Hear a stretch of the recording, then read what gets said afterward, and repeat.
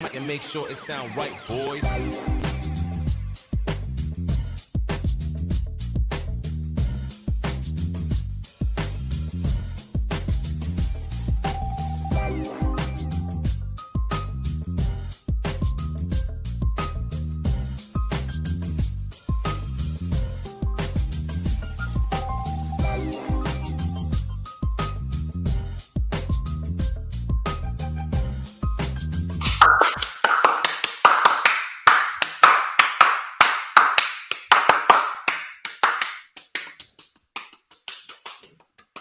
Ladies and gentlemen, I'm the one and only DJ Storms, and I would like to welcome each and every single one of you to a very special Sunday stream. On the seventh day, God rested because I told him, listen, big guy, DJ Storms will take Sundays. And we are celebrating because not only did the Giants whoop the Packers' ass and sent their gorgonzola cheese asses back to the States with a loss, but DJ Storms is live on a Saturday. As of course, you already know who I am, Mr. Controversy and the operator of the best damn Twitter handle,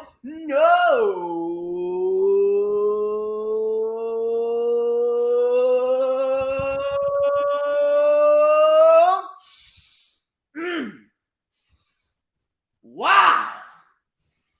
Woo!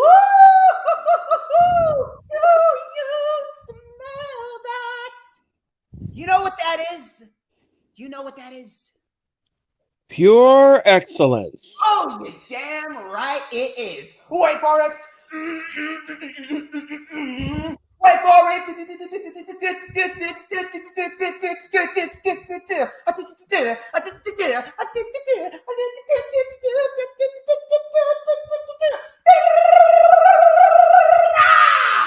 To mankind.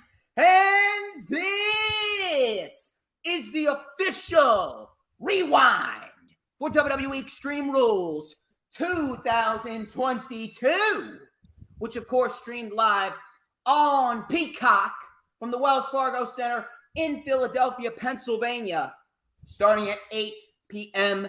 Eastern Time. Ladies and gentlemen, I am not alone here. As you can see, back with me once again, he is a hardcore sports member, DJ Storms Posse member, lifelong wrestling fan, coming to you live from Brooklyn, New York City. He is the creator of the Wrestling Experience. Ladies and gentlemen, he is Earl Cole Bay. How you doing, brother?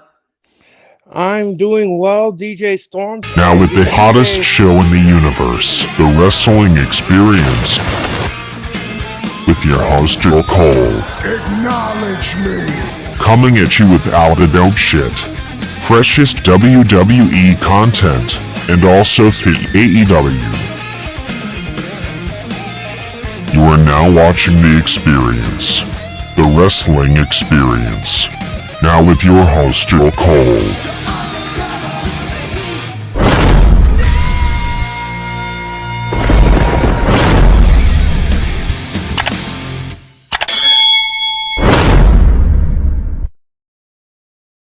Ladies and gentlemen.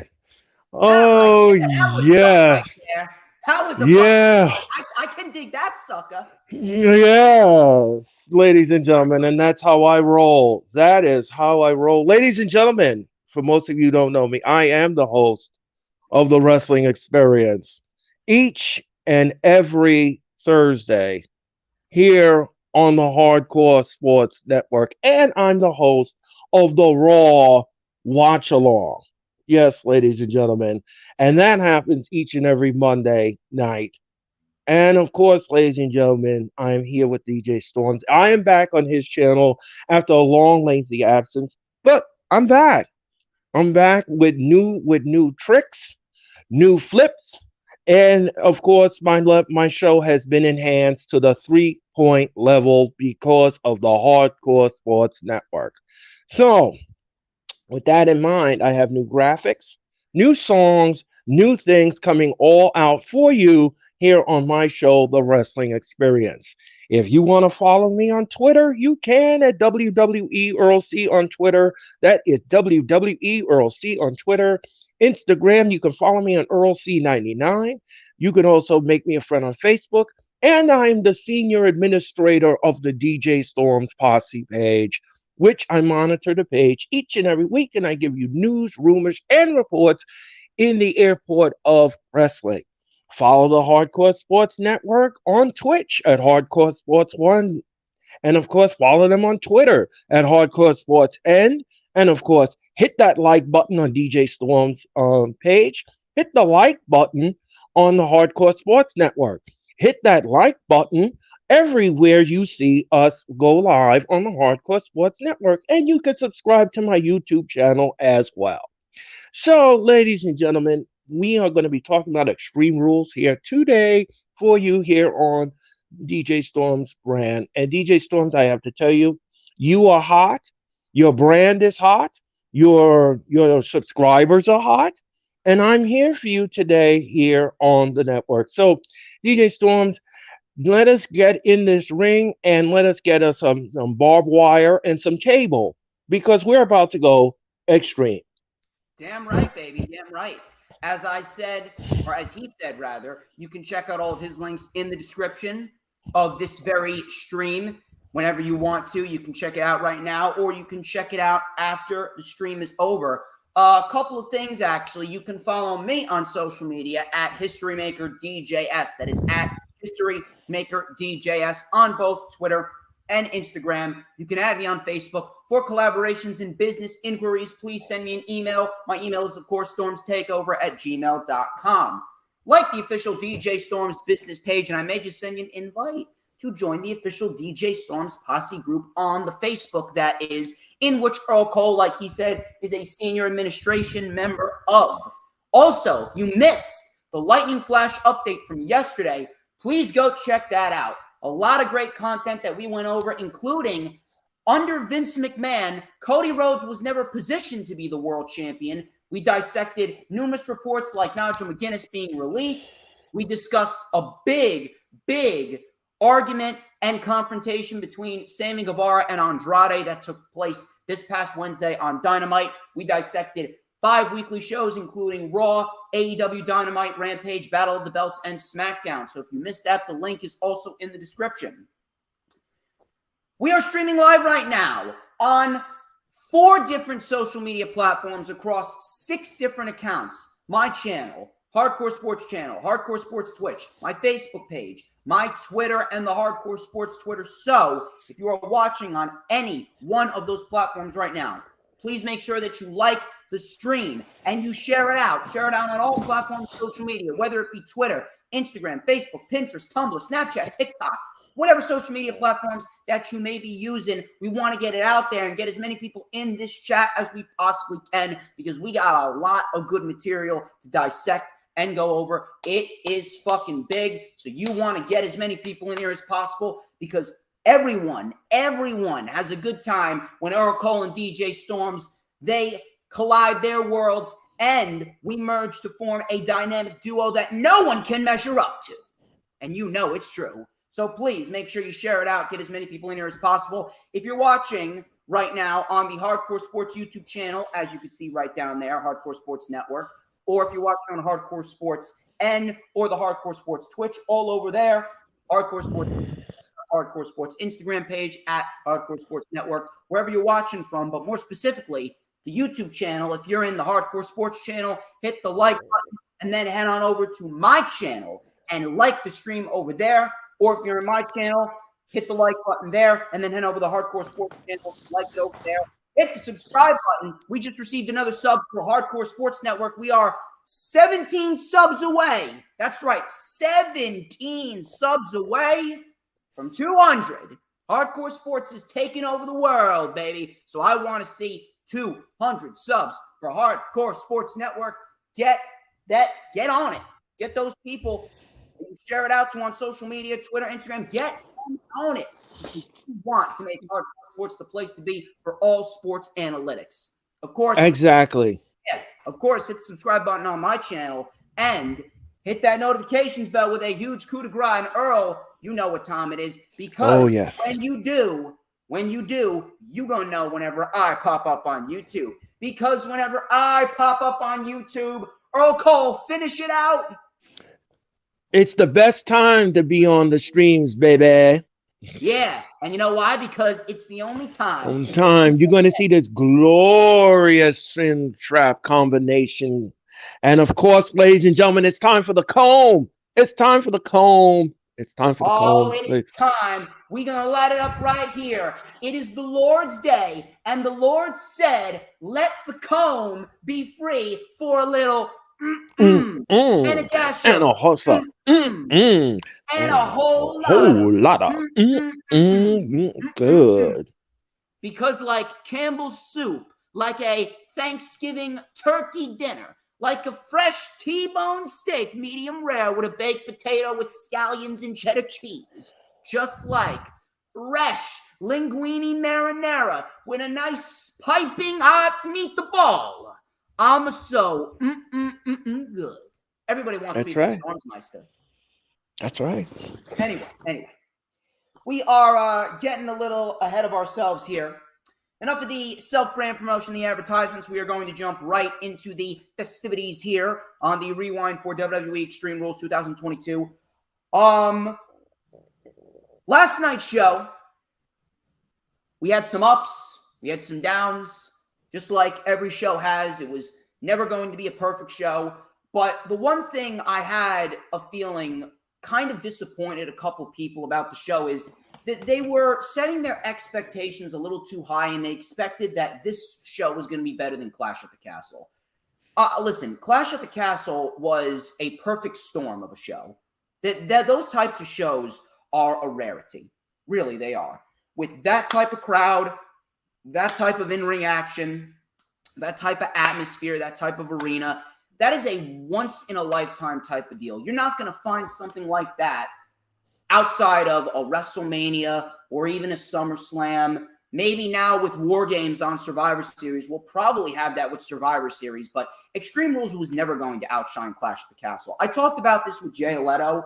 I have a feeling that what Triple H is trying to do now is he's trying to, yes, he's going to put effort into the undercard pay-per-views, but he's also going to, he's trying to make them almost like a new version of In Your House from back in the 90s when you had the In Your House pay-per-views in between the big four pay-per-views, WrestleMania and SummerSlam and Survivor Series and the Royal Rumble. And then you had the small undercard In Your House pay-per-views.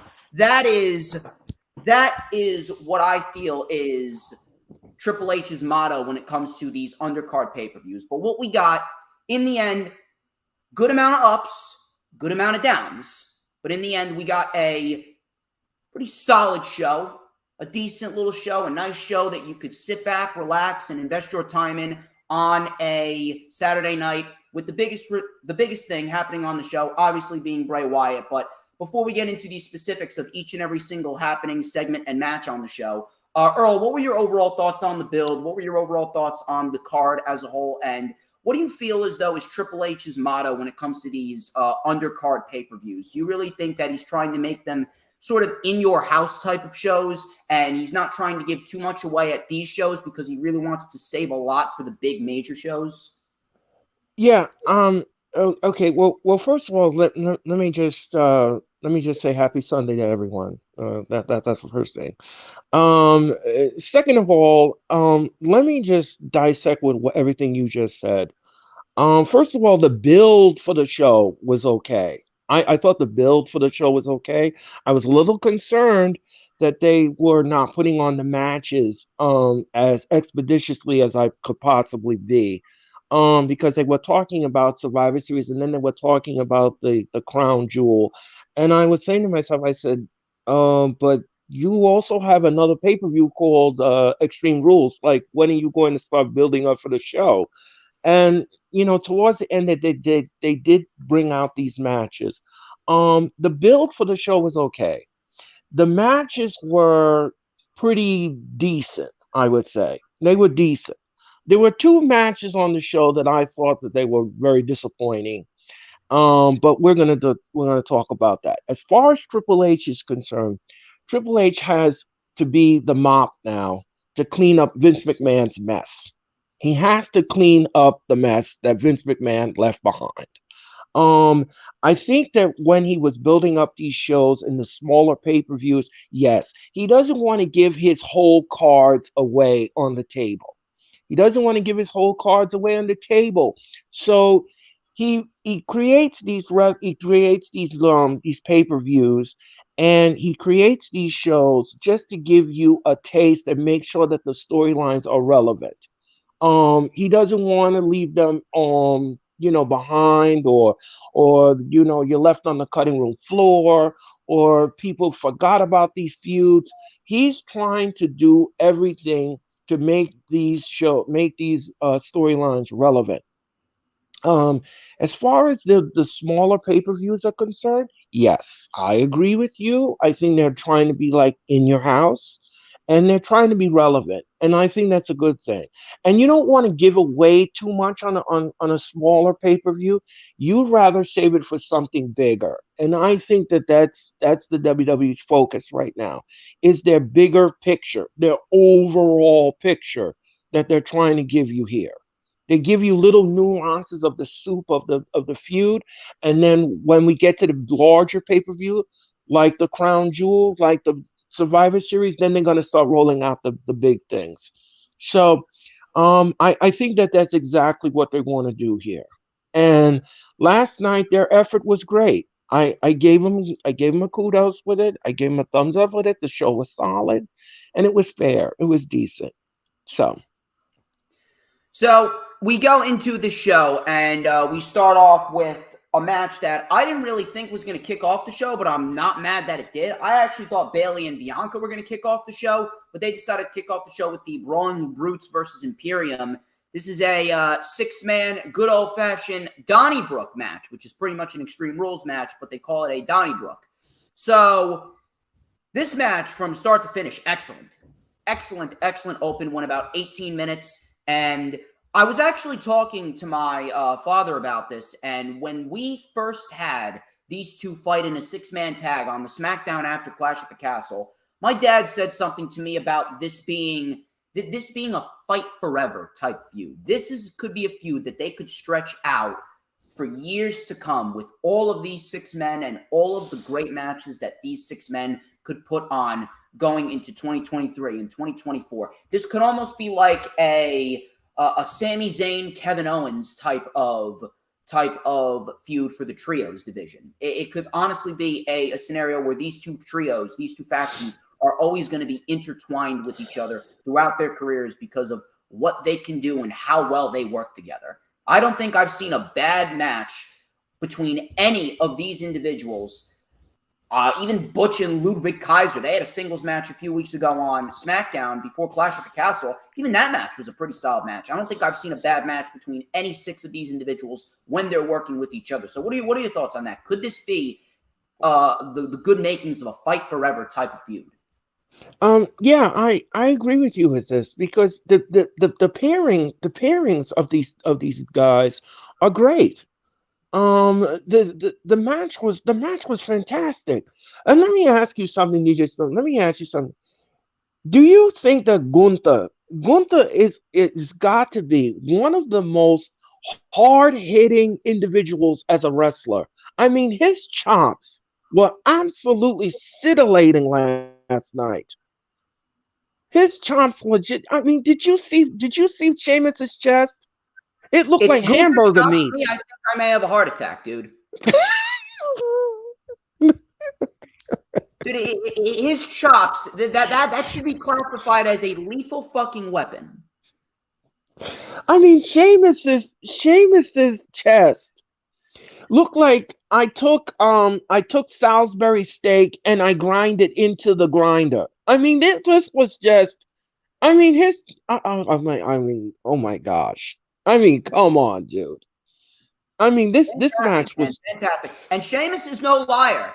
Banger after banger after banger after banger. Oh, and by the way, I'm gonna make this statement right now. I don't give a shit who tries to argue with me on this, but Sheamus will go down as the greatest Irish professional wrestler in Yes. professional wrestling history. There is Yes. absolutely no one that is measured up to Sheamus like any other Irish superstar before him. Not Becky, Right. not Finn, not Finlay. No one. Not Jordan Devlin. Nobody. Sheamus is the cream of the crop. He's the real deal, Holyfield. He is going to go down as the greatest Irish professional wrestler in the industry history. I don't give a shit what anyone says. I agree. I'm not going to argue with that. I'm not going to argue with it. Like I said before, and I'll say it again, the match was fantastic. So, the match. Yeah, so go ahead. what we I'm got sorry. here- So what we got here, no, you're fine. What we got here, one thing I will say is I don't even mind that they're calling Pete Dunne Butch still. I don't even mind, dude. I don't. And here's the thing, that's probably the only blemish about the Brawling Brutes. 7 months ago, the Brawling Brutes were pretty much nothing. Can you imagine how Rich Holland feels? We were actually talking about this before we went live. Rich Holland was as lukewarm could get with Sheamus and Butch when they first formed. Now, because of how good Imperium is, Rich Holland has been getting so much babyface momentum. He's gotten better in the ring. He's pretty solid on the microphone.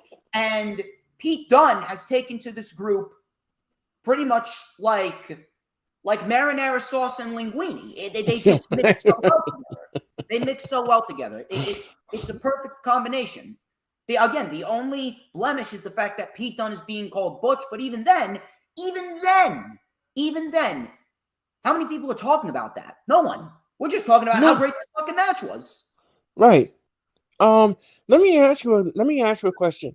Do you think a best of 7 series would work with this group? Yes. I don't think anyone would complain once if we saw 7 matches between these guys. But if you're asking me, I'm looking at a potential Gunther versus Sheamus match part 3 for the Intercontinental Championship. Yeah. I don't know when, but that could possibly be down the line. But Royal Rumble? Royal Rumble or WrestleMania would definitely work. Okay.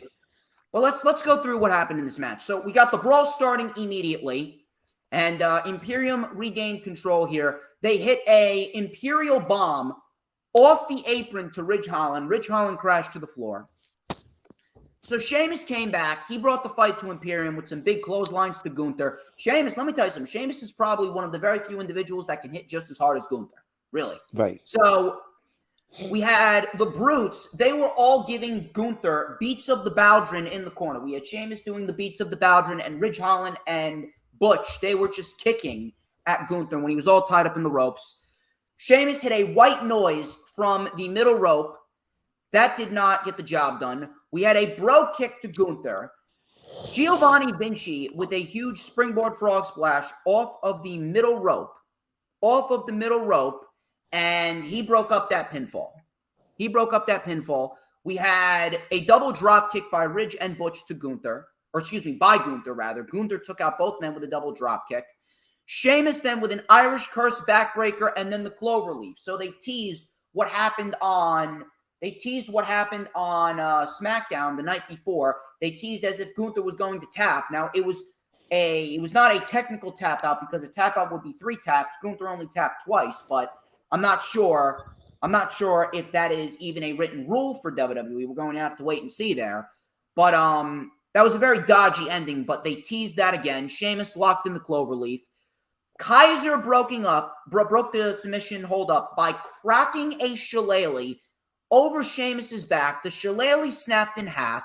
The crowd was chanting, "This is awesome." Gunther and Sheamus, they just started chopping the ever-living shit out of each other. We had a punt knee by Sheamus. Vinci and Kaiser saved the match again.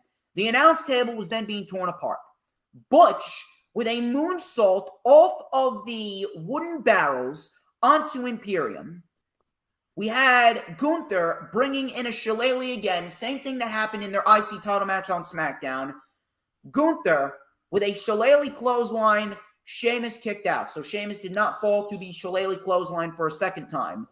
All of a sudden, the Brutes, they held Gunther, and Sheamus gave him a shillelagh to the face. Gunther was sent to the floor. Sheamus then, with a Celtic cross to Gunther, through the air, through the announce table. The announce table completely imploded.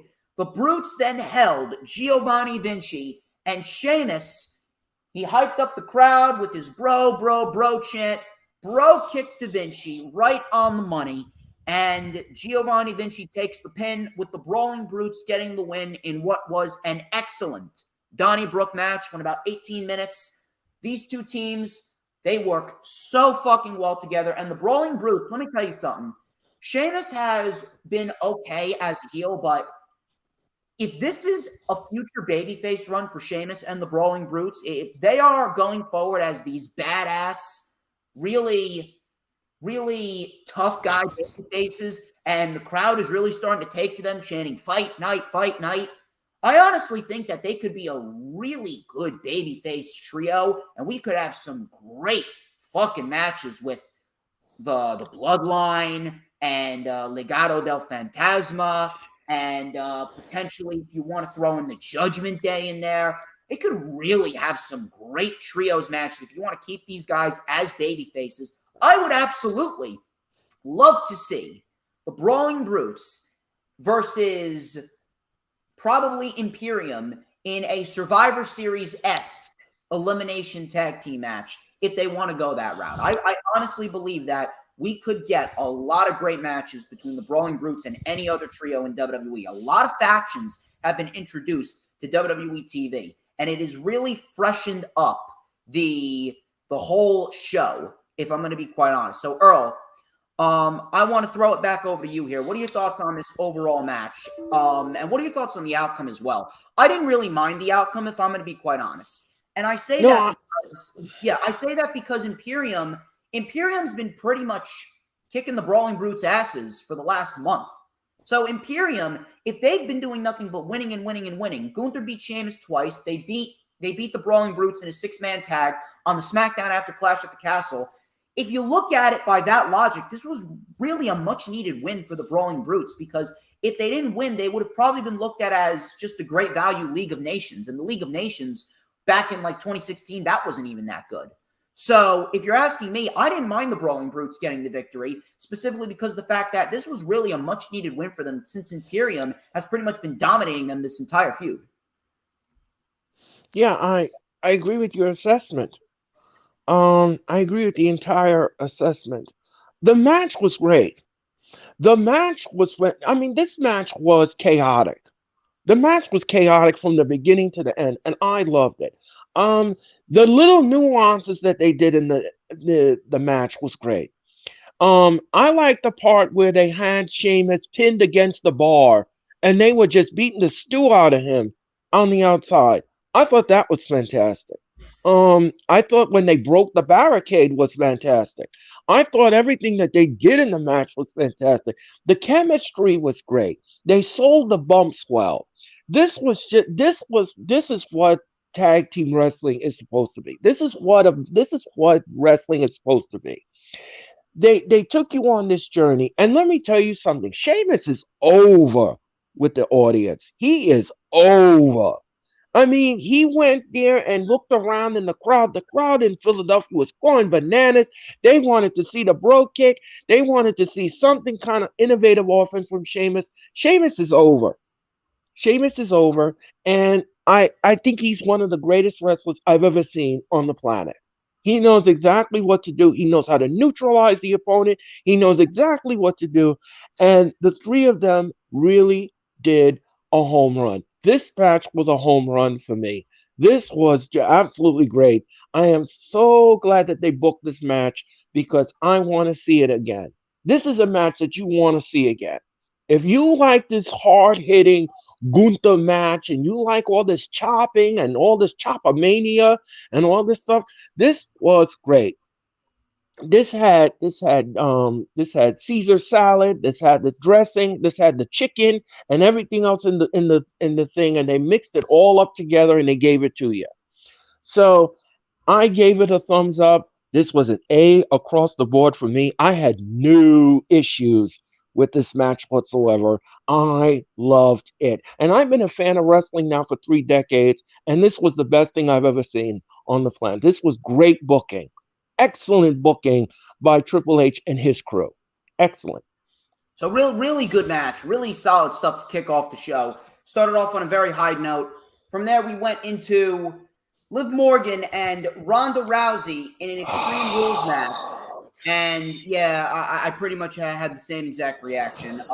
This was not a good match whatsoever. And this is not a good match whatsoever. And No. It all chalks up to a multitude of topics. Number one is the fact that this feud has sucked right from the beginning. And part of it has to do with the fact that Ronda Rousey is a terrible professional wrestler. I don't know what the fuck happened, but when she initially came into the WWE, you take a look at Ronda from 2018, then you take a look at Ronda in 2022. It's two different Ronda Rouseys. I don't know what the fuck happened, but Ronda Rousey has legitimately no in-ring coordination, no in-ring flow. The only good thing about Ronda Rousey is that she knows how to take a bump. She knows how to take a bump, and she knows how to get in there and at least attempt to make her opponent look good. She throws herself around there and she takes bumps. That's the only positive about Ronda Rousey. Outside of that I Quit match with Charlotte at WrestleMania Backlash, which was not a bad match. It was a solid match. Outside of that, Ronda Rousey's second WWE run has been a complete fucking failure. Everything that Ronda has done, minus that one match with Charlotte at WrestleMania Backlash, has been absolute shit. And listen, they tried. I'm not going to say they didn't try. They fucking tried with this match, but it just did not work. Now, granted, this was probably the best match that Liv and Ronda put on with each other, but that's really not saying much because the first one was a Money in the Bank cash-in, and that was pretty much all about the moment. And then the second match at SummerSlam, that one sucked, and that had a screwy finish. Part of that has to do with Ronda Rousey being a terrible pro wrestler, which is why the feud and the matches have sucked between these two. Part number two, the fact that Liv Morgan is just not believable in this role. And the reason why she's not believable, it's not because she's bad at what she does. It's not because she's a bad pro wrestler. It's not because she is still as shitty as she was when she first came to the main roster, and she was shit.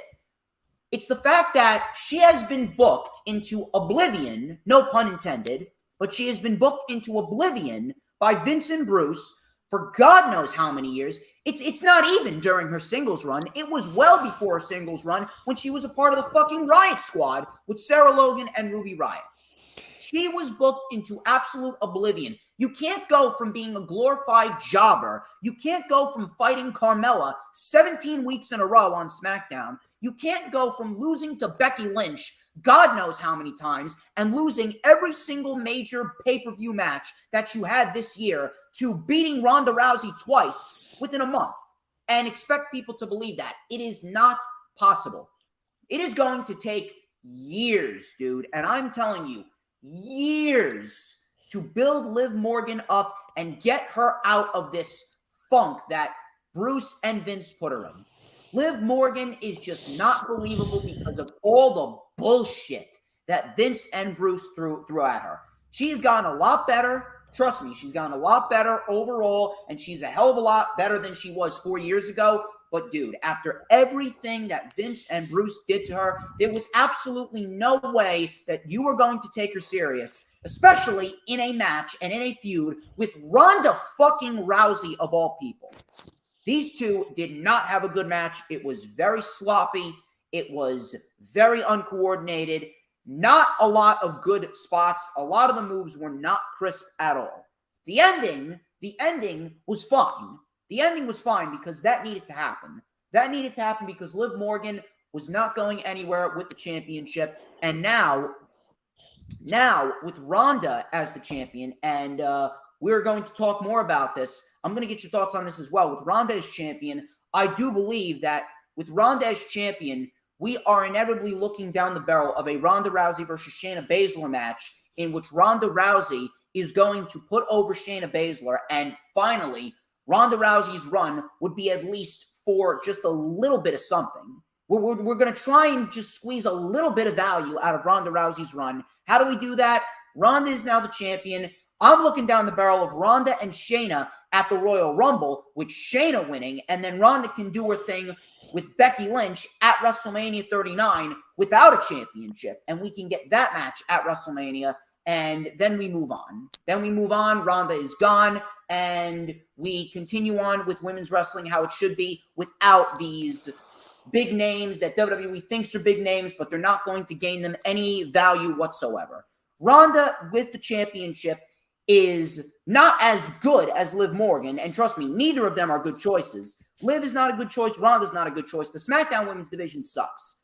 But the one positive that comes out of this is a Shayna and Ronda match, with Shayna being the one to take down Ronda, choke her out, or submit her, and Shayna's going to be the new SmackDown Women's Champion, which should be the case. If that is not the case, Ronda winning the championship back would absolutely mean nothing. We do not need Ronda and Becky for the championship. We do not need Ronda versus anyone for the championship. Ronda is champion specifically to get it on Shayna Baszler at the Royal Rumble.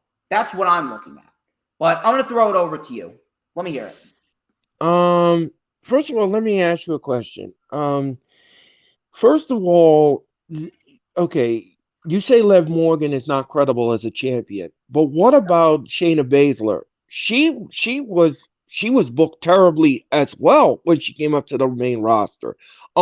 She was saddlebagged with these horrible tag team championship matches. She was saddlebagged with Nia Jax. And I'm kind of like concerned about that myself, because when she came up to the main roster, she should have been champion a long time ago. And I just don't know. I don't know if the audience is going to really want to believe her if she gets the championship. That's another problem. Well, if you're going to ask me about that, then here's what I'm going to say. Shayna has already had a credible run. Her NXT run was fantastic. Shayna Baszler was the greatest women's heel in WWE at that time that she was the NXT Women's Champion throughout 2019.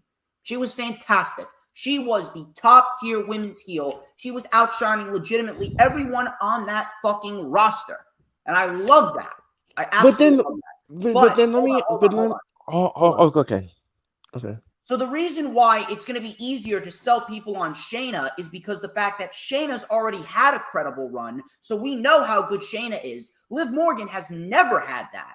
That's number one. And number two, Shayna is going to be standing next to Ronda Rousey for a little bit, because I don't see them just going directly into a feud. You remember what Ronda said a couple weeks ago? She said, when you're ready to take over this show with me, let me know and come find me. So now, with Ronda as the champion, Shayna's going to join forces with her for a little bit. She's going to bait Ronda in, and then she's going to strike like a cobra on Ronda. She's going to attack Ronda. We're going to get that match, and we will inevitably see Shayna Baszler get put over by Ronda, considering we all know the history with Shayna Baszler and Ronda. They are the four horsewomen of the UFC, and if they're going to be in a duo for a little bit, that value, that name value, that credibility that the people see in Ronda, that's going to transfer a little bit over to Shayna Baszler. It's a lot easier for Triple H to sell Shayna Baszler, because Shayna, we all know how good she is, and she's shown everyone how good she is. She's already had a credible run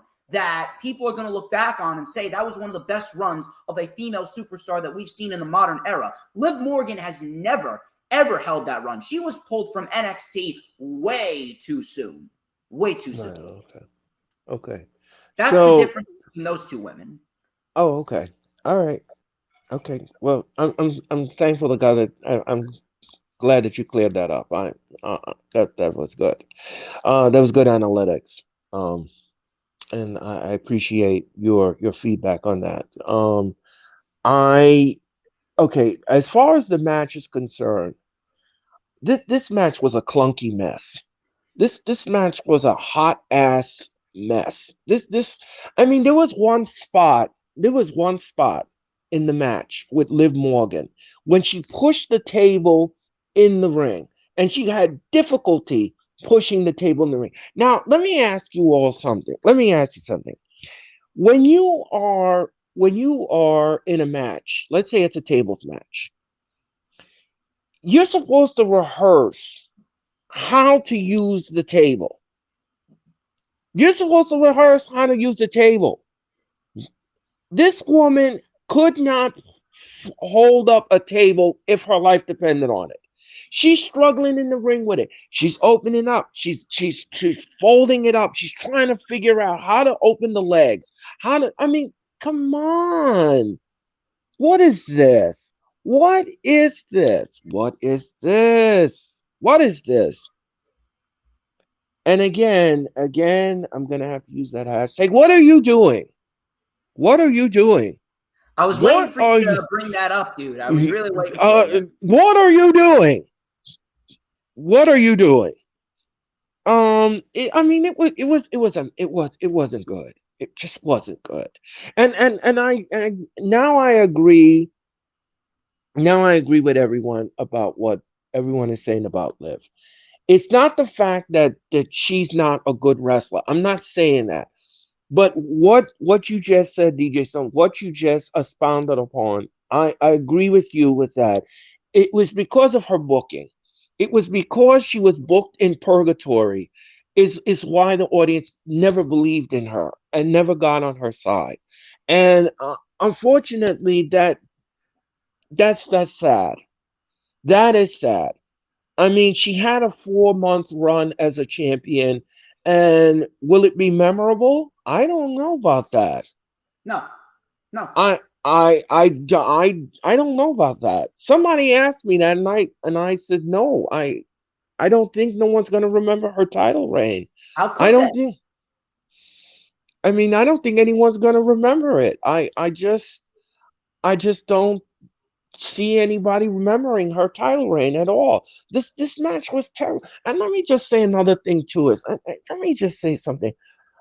Every time that you and I come together, I don't know what it is, dude. I don't know what it is. But when you and I come together, either on my show or your show, and we talk about Ronda Rousey, it's never positive. Nope. It's never positive. There's nothing positive about her that I could speak of. Why is her matches so horrible? Why is that? She don't rehearse it. 2018 Ronda Rousey and 2022 Ronda Rousey are two different Ronda Rousey. It's like I'm watching legitimately two different people. I mean, I just don't get it, dude. I don't get it. I don't get it. This match was a clunk of a mess. This was a mess. I like the ending though. I like the ending, but I didn't like the middle and the beginning. I didn't like it. I didn't like it at all. For me, it just was vanilla. This match was vanilla. I mean, it was very plain. It was generic. It was formulaic. It was just everything. It just wasn't good for me. It just left me flat. And here's a question. I don't even think Triple H is going to be able to repair and replenish Liv Morgan after all the damage that Bruce and Vince did to her. I don't think it's possible because how can you?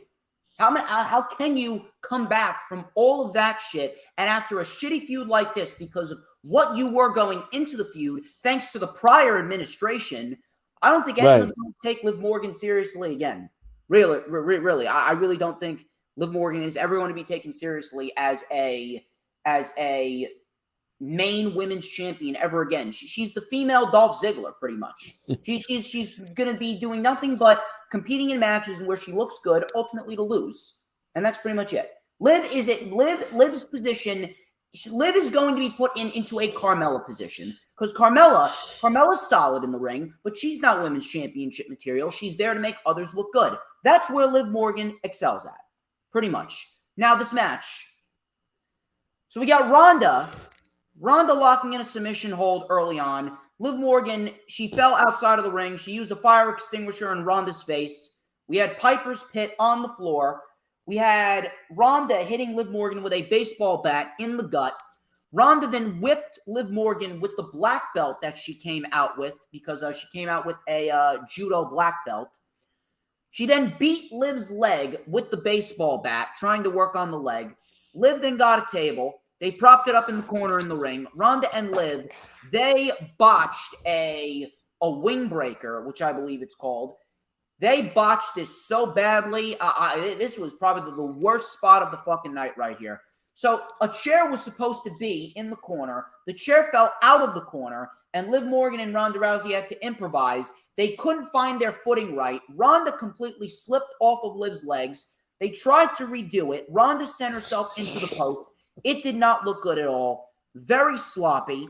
Liv then hit Ronda with a chair. Very sloppily, once again. That was the key word of this match. Sloppy.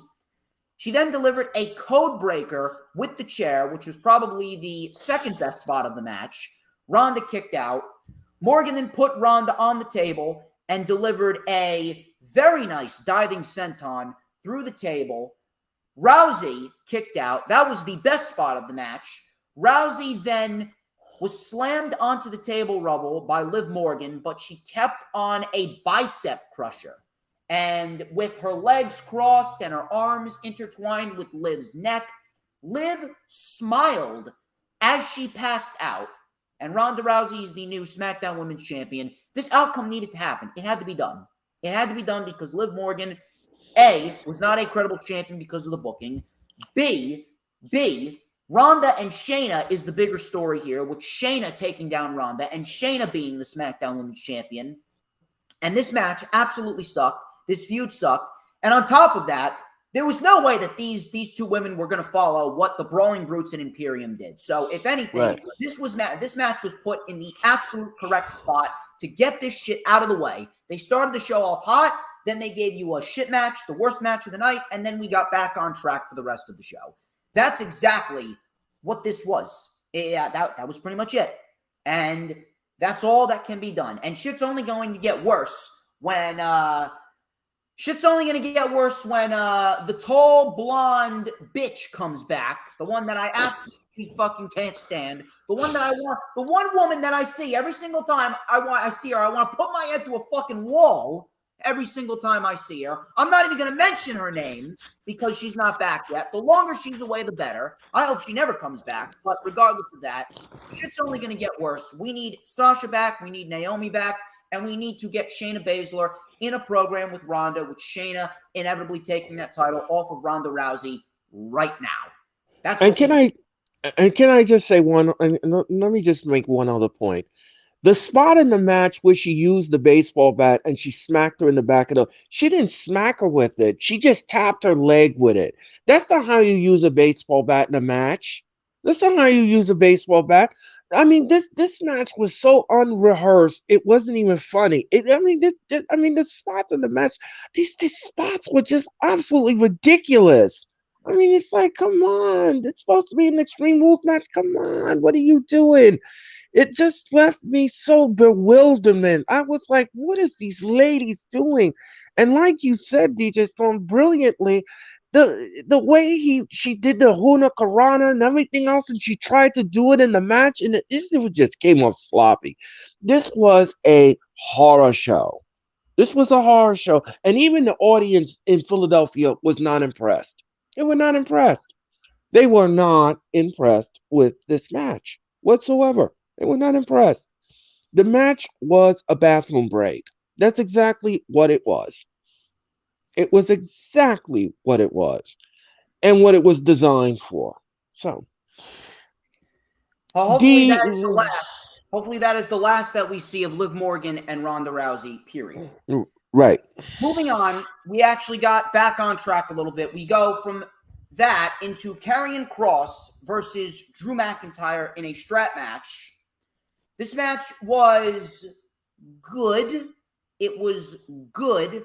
But if I was to chalk up the problem with this match, it's the fact that I don't know, dude. This match just it felt way too quick. It felt way too quick. It only went about 10 and a half minutes. I'm not saying it was bad. This was not a bad match. Kross and Drew, they were starting to pick up the pace a little bit, and I was actually very much enjoying what they were doing. They were picking up the pace, and if they would have gone another 3-4 more minutes, the match would have been taken from good to very good. But if we're going to talk about what this match was, it was just kind of a good match that was there.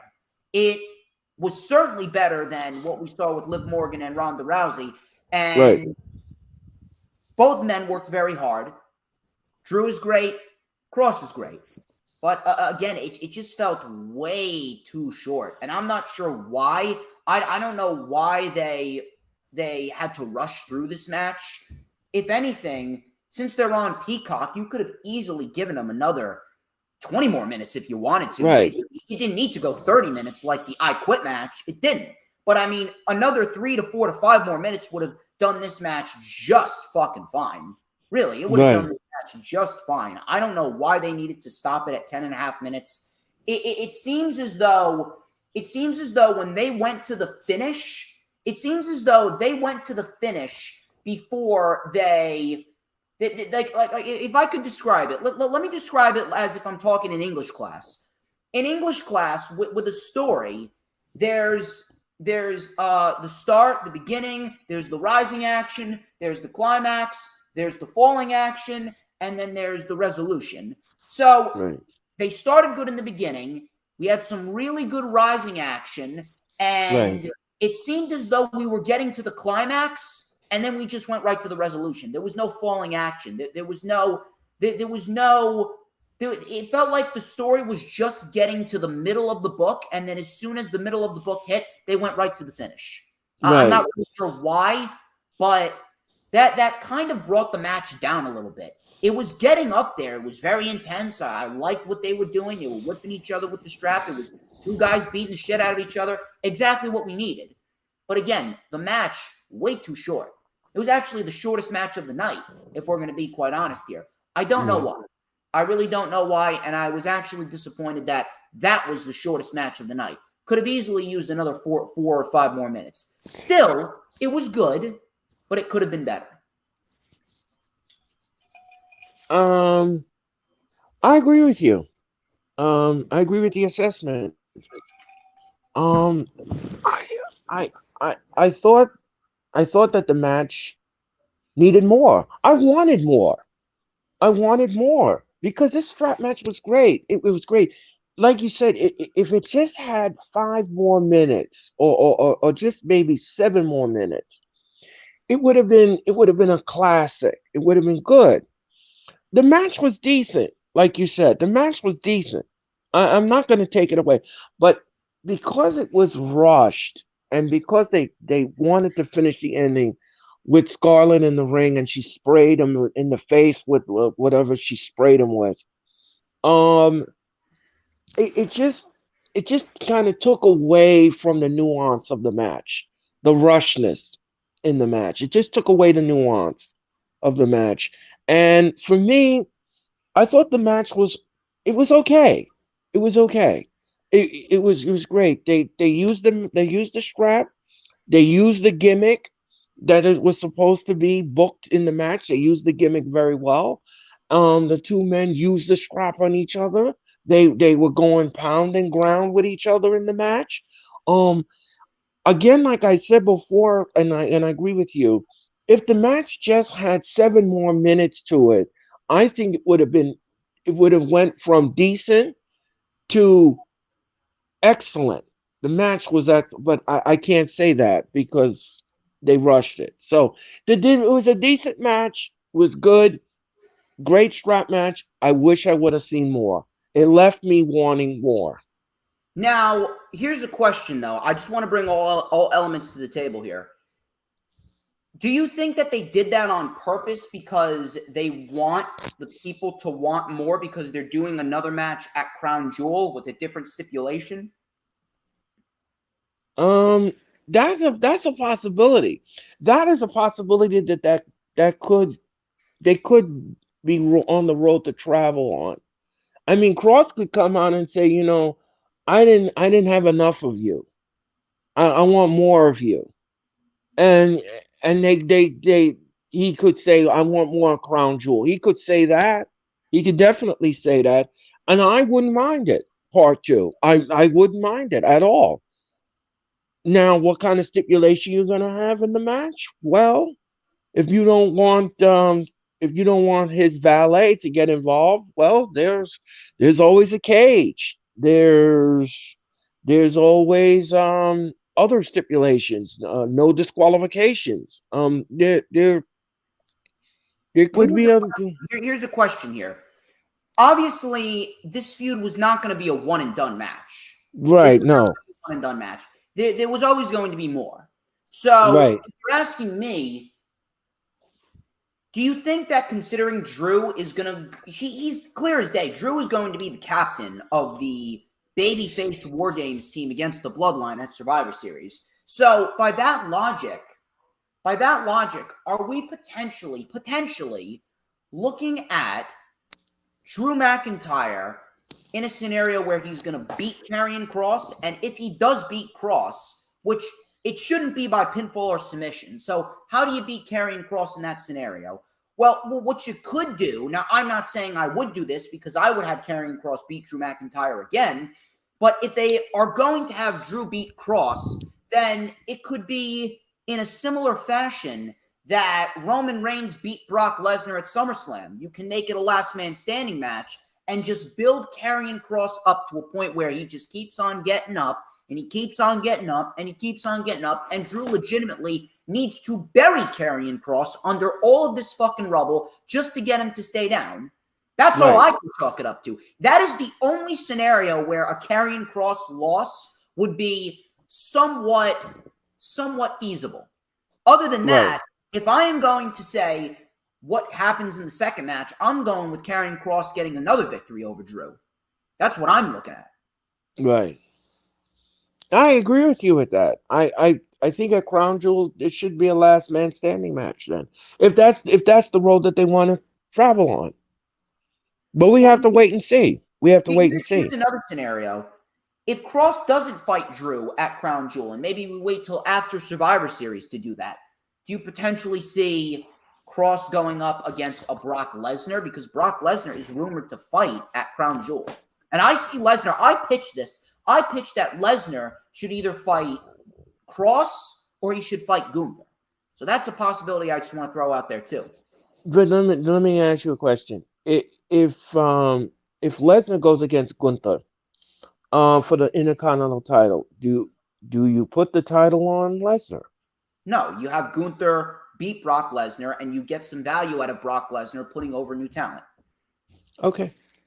All right. That'll work for me too. Let's go through this match. Kross attacked Drew before the match even began, so they fought into the crowd. We had Drew and Kross in the crowd. Drew suplexed Kross on the floor and then gave him a backbreaker on the steps. So the intensity was starting right out of the gate. The match officially began. Now, realistically, the match technically went 15-16 minutes. The match technically went 15-16 minutes, but 6 minutes of the match was not official. 6 minutes of the match was official, but technically it went like 60 minutes. But Kross, after he was given a backbreaker on the steel steps, the match officially began, and Kross took over by whipping Drew McIntyre in the chest with the strap. Kross then whipped Drew. He whipped him over and over and over and over again, and Drew's back started to get red. Kross hit a Doomsday Saito suplex for a 2 count.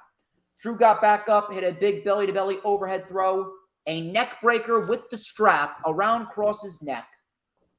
We had a nice spine buster for a 2.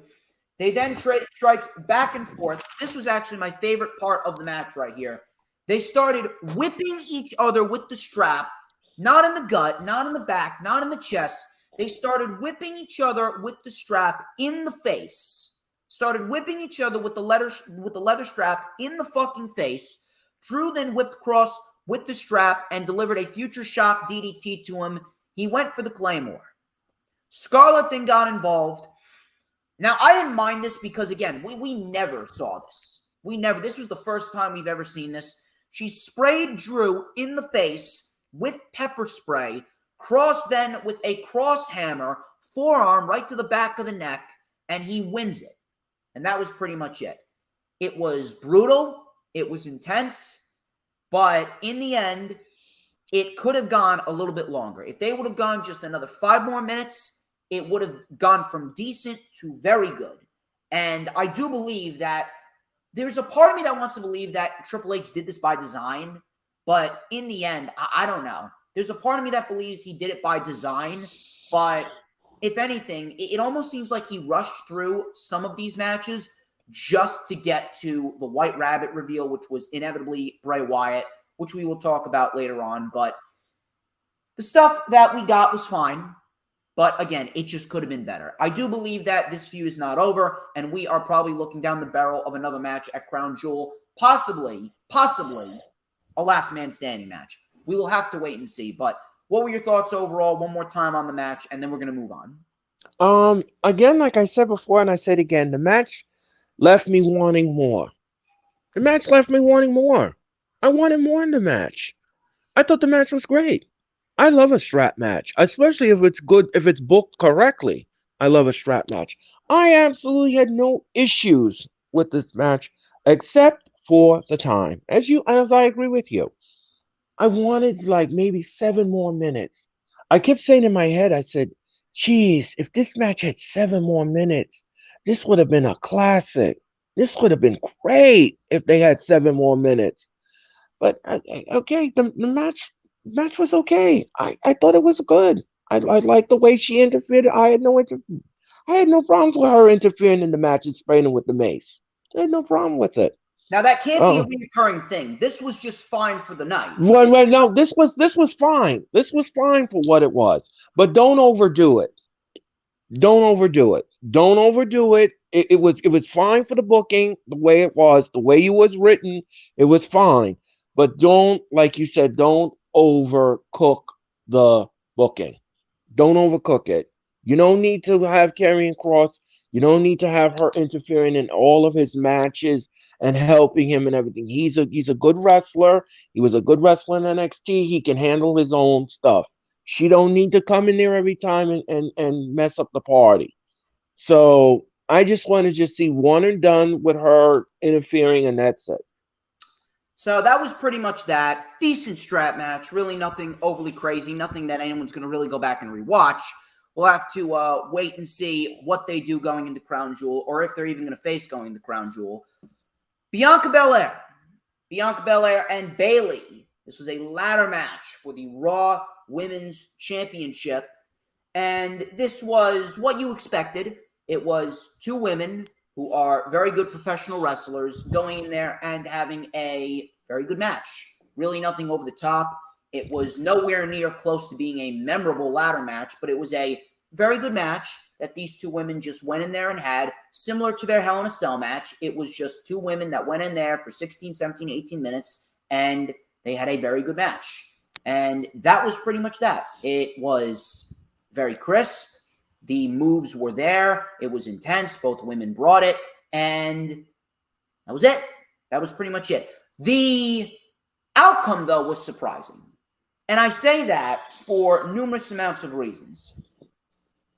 Number one being, Bayley just came back, and Bayley has been really getting the better of Bianca Belair as of lately. Now, I understand that we're probably looking down the barrel of a women's War Games match, but Bayley getting the victory over Bianca was something that I expected, specifically because I said that Triple H wants to, and you know he wants to do this, he wants to recreate what Sasha and Bayley did at TakeOver Brooklyn 1. He wants to do that at WrestleMania this year. Because Vince McMahon, how many times did Vince McMahon have the opportunity to do that match at WrestleMania and he didn't do it? Should have done it at WrestleMania 33, didn't do it. WrestleMania 34, didn't do it. WrestleMania 35, didn't do it. WrestleMania 36, didn't do it. Some even made the argument for WrestleMania 37, they didn't do it. And he didn't do it because if he put 2 women that Triple H put so much stock in on NXT, 2 women that had the match of the year in 2018 that Triple H put out there, and he sent them off to the main roster. If Vince McMahon put those 2 women out there, those 2 women would have made every single individual on WrestleMania's card look like fucking amateurs. And Vince would have looked bad with Triple H getting the credit. And Vince couldn't have that. So we didn't get it. Now that he's in control, is Paul Levesque, you know he wants to do it. You know, you'd have to be a complete idiot to think that he doesn't want to do it. The question is, how do we get there? Now, could we see a rematch? Potentially. But The one thing that concerns me, now besides that, the second thing that concerns me is the fact that Bianca's great, but don't get me wrong. Don't get me wrong, but the babyface run has kind of run its course for Bianca. She's great, don't get me wrong. She's a woman that you build a fucking division around. She should be the face of this women's division for years to come. But the babyface gimmick, she's been a babyface since she got called up to the main roster in 2020. Right. It seems like it's just run its course. It's not really clicking all that well anymore. It feels like it's run its course, and it honestly feels like Bianca is just in a stagnant position. And some could even argue the same for Bayley as well as a heel. It feels like Bayley's heel run has just run its course. That's why Bayley winning the championship and potentially going babyface with Sasha being the heel going into WrestleMania, that would have been a hell of a lot of a better story. Seriously. Now, the third reason revolves around damage control. The third reason why I question this outcome is because of damage control and the fact that they've been very lukewarm. The people haven't really cared too much. And the reason being, again, has to do with Bruce and Vince and the fact that women's wrestling has been dead. No one gives a fuck about women's wrestling because of Bruce and Vince and their terrible booking women's wrestling as if it's nothing more than a fucking bathroom break segment, however many times show. So with Bayley, Dakota, and Io and how good they are, even despite all of that, they've had a difficult time getting over because of how the crowd have just been conditioned to think of women's wrestling. Can you imagine if we got the NXT women's division as it was in 2018 and 2019 on the main roster when women's wrestling was at its peak, when Ronda was there the first time and Becky was on the rise and Asuka was on the rise and they were actually putting on better matches than the men? Can you imagine that? Really, can you imagine that? Now, yeah, I can't imagine it. Now, Triple H, like you said, he's got to be the fucking mop and clean all this shit up. It's going to take a long time for Triple H to rejuvenate the interest in women's wrestling. Now, this was a decent start, and the Women's War Games match should help a lot, but at the end of the day, it just kind of felt like this was Bayley's match to win. And if they really wanted people to take damage control seriously, then Bayley should have easily gotten the win here. Bianca pretty much took out all three members of damage control. So when can we start calling damage control the female version of 3MB? Because again, if Bianca took out all three of these women, how do you expect these three women to be taken seriously ever again after Bianca took them all out in that manner? It doesn't really make too much sense. I don't know. I honestly don't know. I don't even know who's going to beat Bianca now. I don't even know if we're even going to get a rematch with Bayley. Based on what happened and the fact that Bianca took out all three women, Bayley don't deserve a rematch. No. I don't know. The outcome to me, rather surprising. And if you're asking me, Bayley would have been the much better winner in this scenario. Bayley would have been a suitable opponent to take down Bianca because Bianca right now, I think she's seen her day. She needs to go heel and she needs to help other women get over. Bayley and Sasha is the main story that they should be telling right now.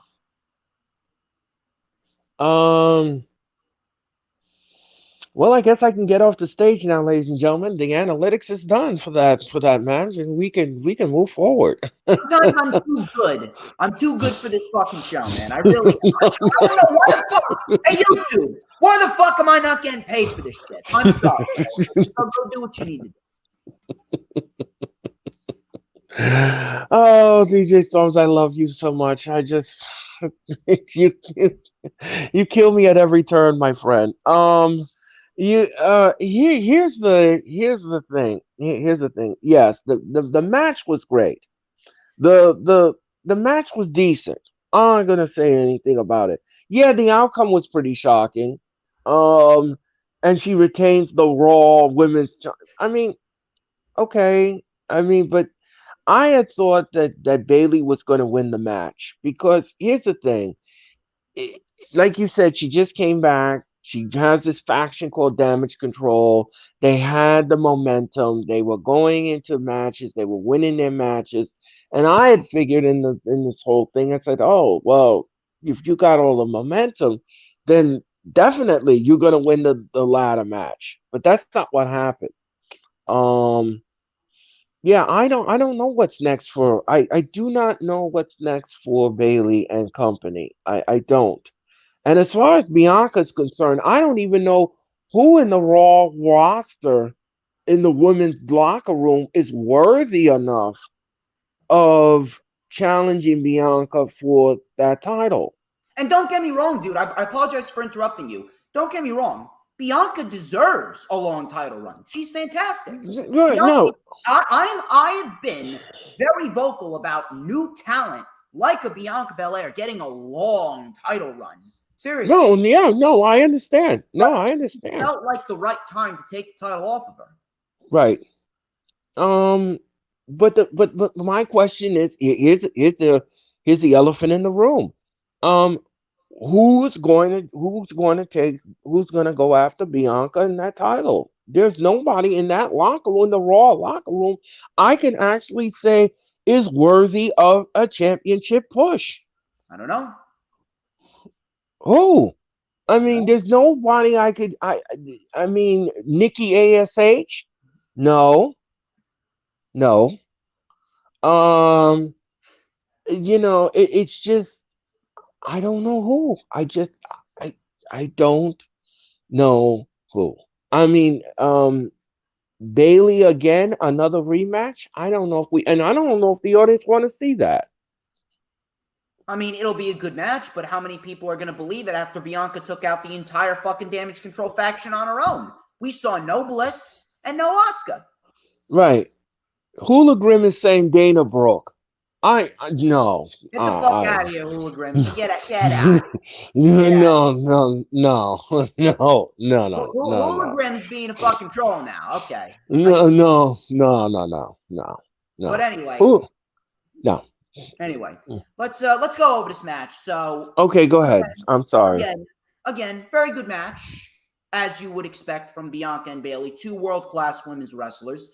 Bianca and Bailey, they kept on trading strikes back and forth. Bianca slammed Bailey onto a ladder, which did not look good. She hit a handspring moonsault onto Bailey while she was on the ladder. Bailey propped up a ladder in the corner and delivered a sunset flip powerbomb to Bianca into the ladder. The ladder was set up between the post and the steps. Bianca was put on the ladder. Bailey delivered a flying elbow drop off of the apron onto Bianca while she was on the ladder. The ladder did not break, which made it even more brutal. Elbow drop onto Bianca onto the ladder. The ladder would not break. Looked brutal. Bailey then was down and out after Bianca got some nice offense. Bianca then tried to climb the ladder before Bailey tipped over the ladder, sending Bianca through the ropes to the outside. Bailey took off a hinge on her knee brace. Bianca dodged it and hit the KOD. She then went up for the title before Damage Control came out to stop her. Bianca then tried to fight them off. Both women were up in the corner, and Bianca delivered a double KOD to both women. She couldn't get both women up to hold them, but she still got the double KOD, and it seems as though one of those women were kind of out of position. Not really sure what happened there, but it was a double KOD. Double KOD. Bailey then was back in the ring. She was bleeding a little bit from the mouth, and that was legit blood. Bailey, then with the rose plant, she then trapped Bianca under the ladder so Bianca could watch as Bailey took the title down. Bianca powered the ladder up, and Bailey bounced off of the ropes. Bailey ricocheted off the ropes very, very nastily. Both women then went up there, and Bianca used her braid to whip Bailey with it. So picture this. Bailey then still had a ladder in her hand. Bailey was holding a ladder. There was really nothing that she could do.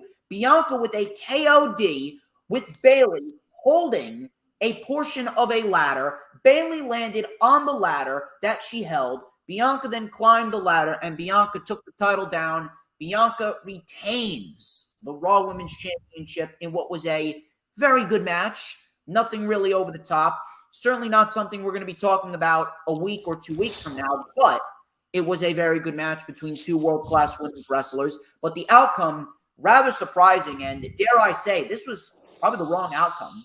I really don't understand where Bianca goes from here. Who's going to take her down? There's legitimately no one. Bianca is floating in a division where there's legitimately no one to take her down because she's already beaten everyone. I don't know what's going to happen now. Could we get a rematch? Potentially. But I don't know how you get a rematch with Bayley and Bianca after what we saw here. Bianca completely invalidated the entire Damage Control faction in one night because she took them all out on her own. What happens now? I don't know, dude. I don't know either. Again, like I said before, the roster is depleted. The roster is depleted. And they have 7 hours of TV time to fill with a depleted roster. Right. The roster is depleted. So, it's just almost like when you go into the kitchen and you want a snack and you look in the cookie jar and all you see is crumbs. That's the women's roster. It's crumbs. It's crumbs. There's nothing in there.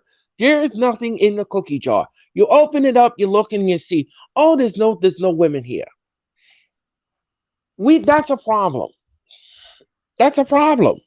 Because Triple H, as I said before in the beginning of this video, I said that he has to be a proverbial mop.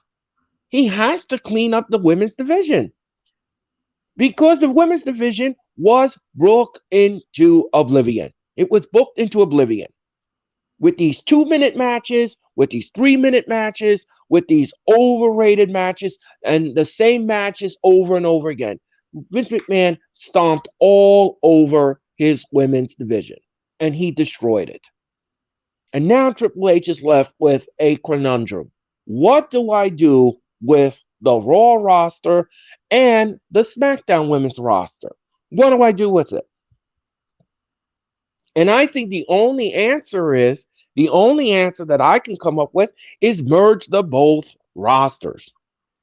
They're pretty much already merged. Merged. You can keep 2 championships because that's what AEW does. AEW has 2 women's championships, but that's it. Just 2 women's championships. Get rid of the fucking women's tag team titles. Right. Because there's no women in the locker room. There's nobody there. It's depleted. There's nobody in there. It's just like if you open the door and there's no one on the other side. The mail was home, but nobody's there to receive it. Sorry. I'm sorry. I'm just being honest. I don't know. We'll have to wait and see. We're going to have to keep an eye on that. We could potentially be looking down the barrel of another match at Crown Jewel. But again, yeah, we'll keep an eye on it. But it was a very good match, and that was pretty much it. Bianca, I'm happy for Bianca. I am. But at the same point in time, Bayley's group is pretty much dead in the water. They're dead. Right. Moving on from there, match of the night right here. Match of the fucking night, and a brilliant story told here. Edge versus Finn Balor in an I Quit match. This was the match that I was looking forward to the most, and they did not disappoint whatsoever. And the reason being is because I'm a big Finn Balor guy. He should have been the face of this company years ago. Vince McMahon completely fucking buried him. Edge will go down as one of the greatest of all time. This was fucking brilliant from start to finish. The story told in this match was fucking excellent. Finn has been rumored, specifically by WrestleVotes, to have big plans ahead of him. And based on what happened, man, I don't know about you, but I'm seeing world fucking champion in Finn. He's really starting to build up a solid, and I mean a solid fucking foundation of wins for himself. And if you're asking me, when Cody Rhodes, because Cody Rhodes should be the guy to take down Roman Reigns, if you're asking me, Finn Balor is going to be right there waiting in the wings for Cody Rhodes to feud with after Cody Rhodes inevitably beats Roman Reigns. It's going to be Owens and it's going to be Balor as 2 top-tier opponents for Cody Rhodes at the start of his undisputed championship title reign. And I'm going to fucking love it. Finn Balor has finally found his groove.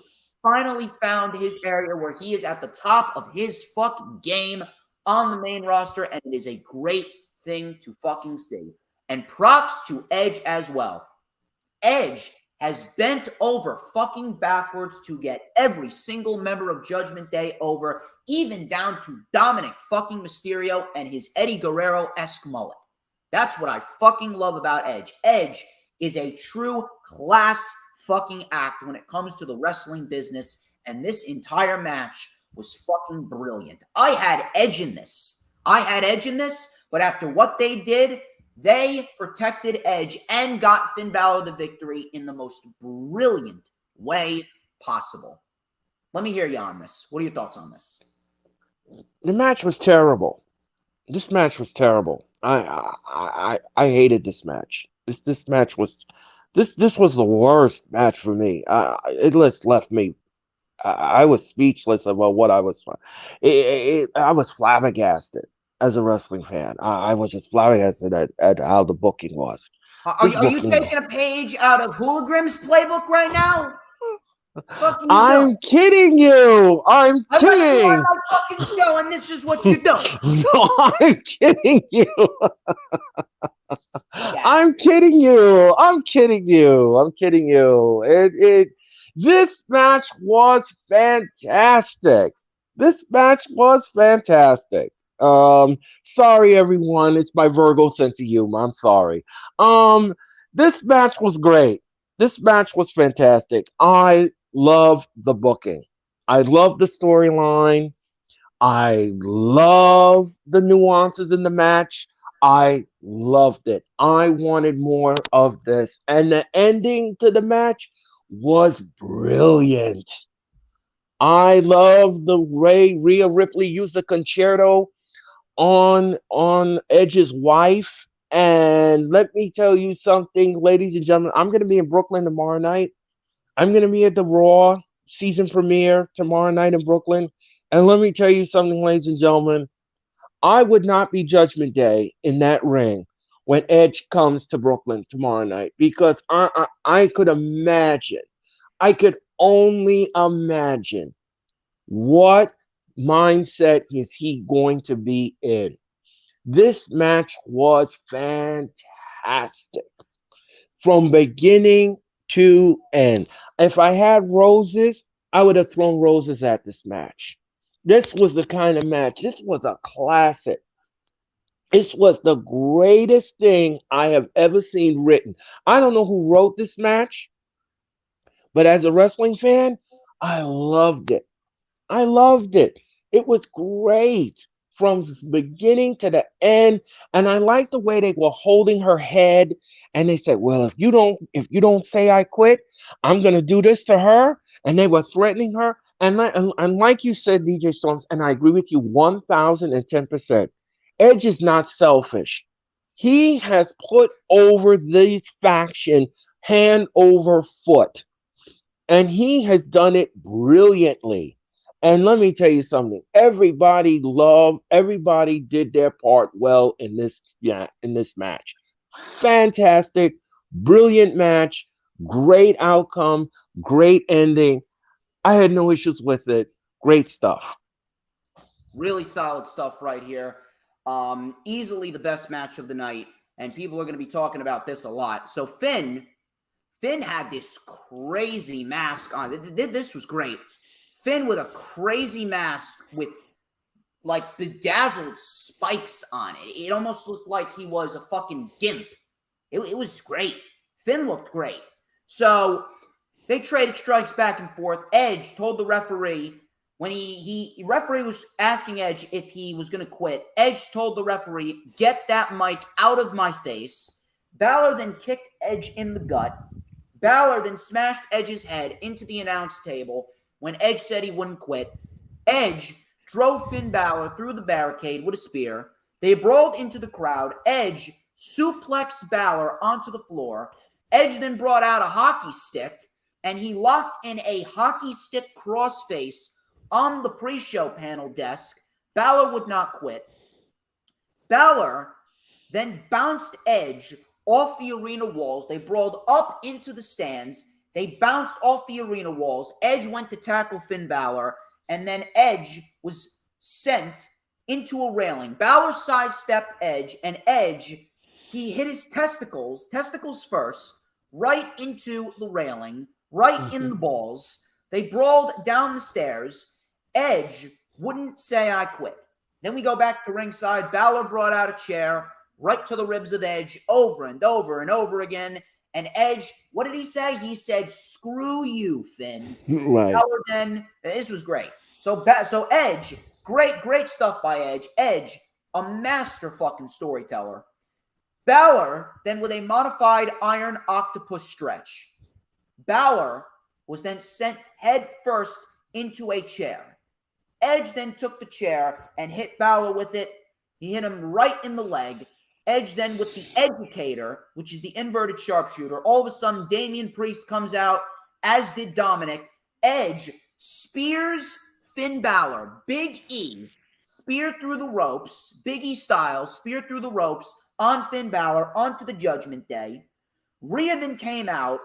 She handcuffed Edge to the top rope, and the Judgment Day swarmed him. It was like a pack of fucking wolves getting ready to swarm a fucking deer.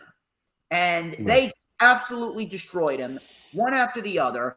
Balor took a kendo stick, started whipping Edge with it over and over again before Rey Mysterio came out with the chair. He took out Damian Priest.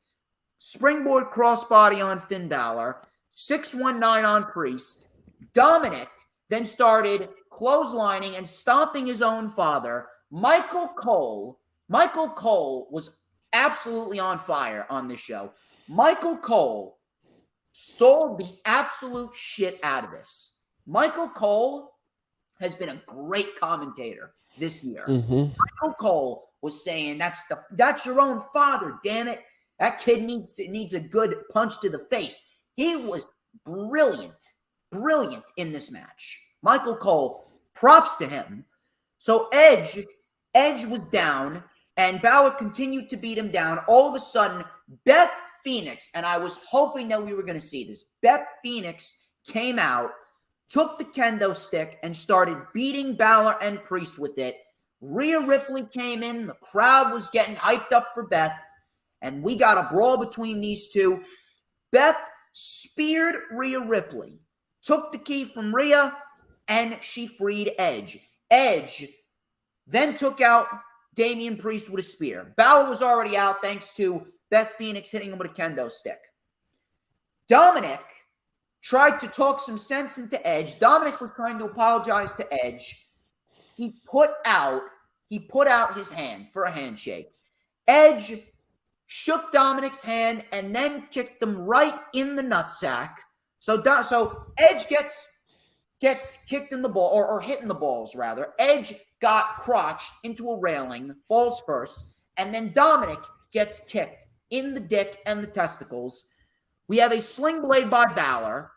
Balor then went for the shotgun dropkick. Edge with a spear, a second spear, and a third spear. Beth then got a chair, and Edge locked in a crossface on Balor with the chair leg before Beth Phoenix got punched by Rhea Ripley with brass knuckles. Rhea Ripley punched her out with brass knuckles. Beth was out. Judgment Day swarmed Edge. Balor delivered not one, not two, but 3 coup de grace. Edge, when asked if he said I quit, he said go to hell. Rhea then brought in 2 chairs, and she said if you don't quit, your wife's getting a fucking concerto. Edge said I quit. They had Edge watching as Rhea Ripley was going to tease a concerto unless Edge said I quit. Edge, he uttered very reluctantly, I quit. So Beth was safe, or so we thought. Rhea Ripley, like the fucking cold-hearted bitch, like the devilish cunt she is, still gave the concerto anyway. I was smiling from ear to ear. I was fucking laughing at this. I was sitting back saying, this is fucking brilliant. Brilliant. Not only did Finn Balor get the win, not only did this make the crowd want to see Edge kick their fucking asses even more, but Judgment Day just became even more fucking sadistic with what they did. This was fucking perfectly booked. A perfectly booked scenario with Finn Balor and Edge. These two individuals combined with everyone else involved, Ray, Beth, Rhea, Damian, Dominic. All of these individuals deserve a standing ovation for this. This was absolutely fantastic. Balor right now, this is the best Finn Balor has ever looked on the main roster. And kudos to Edge for helping him get over the way that he's gotten over. And Triple H, Finn Balor's a Triple H guy. So you know Triple H is going to give Finn Balor the world. This was excellent from start to finish. And this is getting me even more excited for the inevitable Survivor Series match that we could potentially get with the Judgment Day taking on Edge's team. This is going to be awesome. Let me throw it over to you, man. Let me hear it. I mean, there's just no words that I can say. There's nothing I can follow up with. You said it brilliantly as always. I admire the way you bring it home. You just put the frosting on the cake and you put the cherry on top of it and you gave it to the audience. Um, there's nothing I can add to it. All I can say is that this was great. You know something again, like I said before, ladies and gentlemen, as I said in the beginning of this video, I have been a fan of wrestling for almost 3 decades, and let me tell you something, ladies and gentlemen, I love this kind of booking.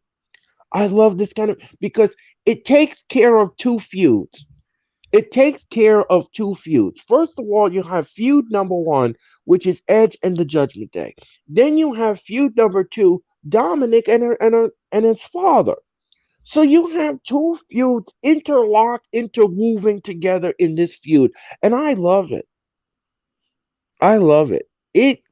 This has been fantastic.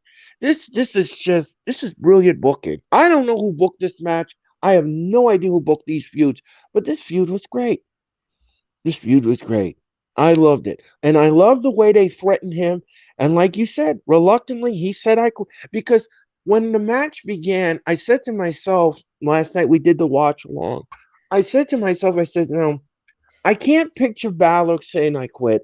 And I can't picture Edge to say I quit. So I said, how is this going to end? Like, how are they going to make Edge or Balor say I quit? I wasn't quite sure how they were going to go down, and I wasn't quite sure what road they were going to travel on and how they're going to do it. But the way they did it, oh man, I don't even think I could even come up with an ending like that.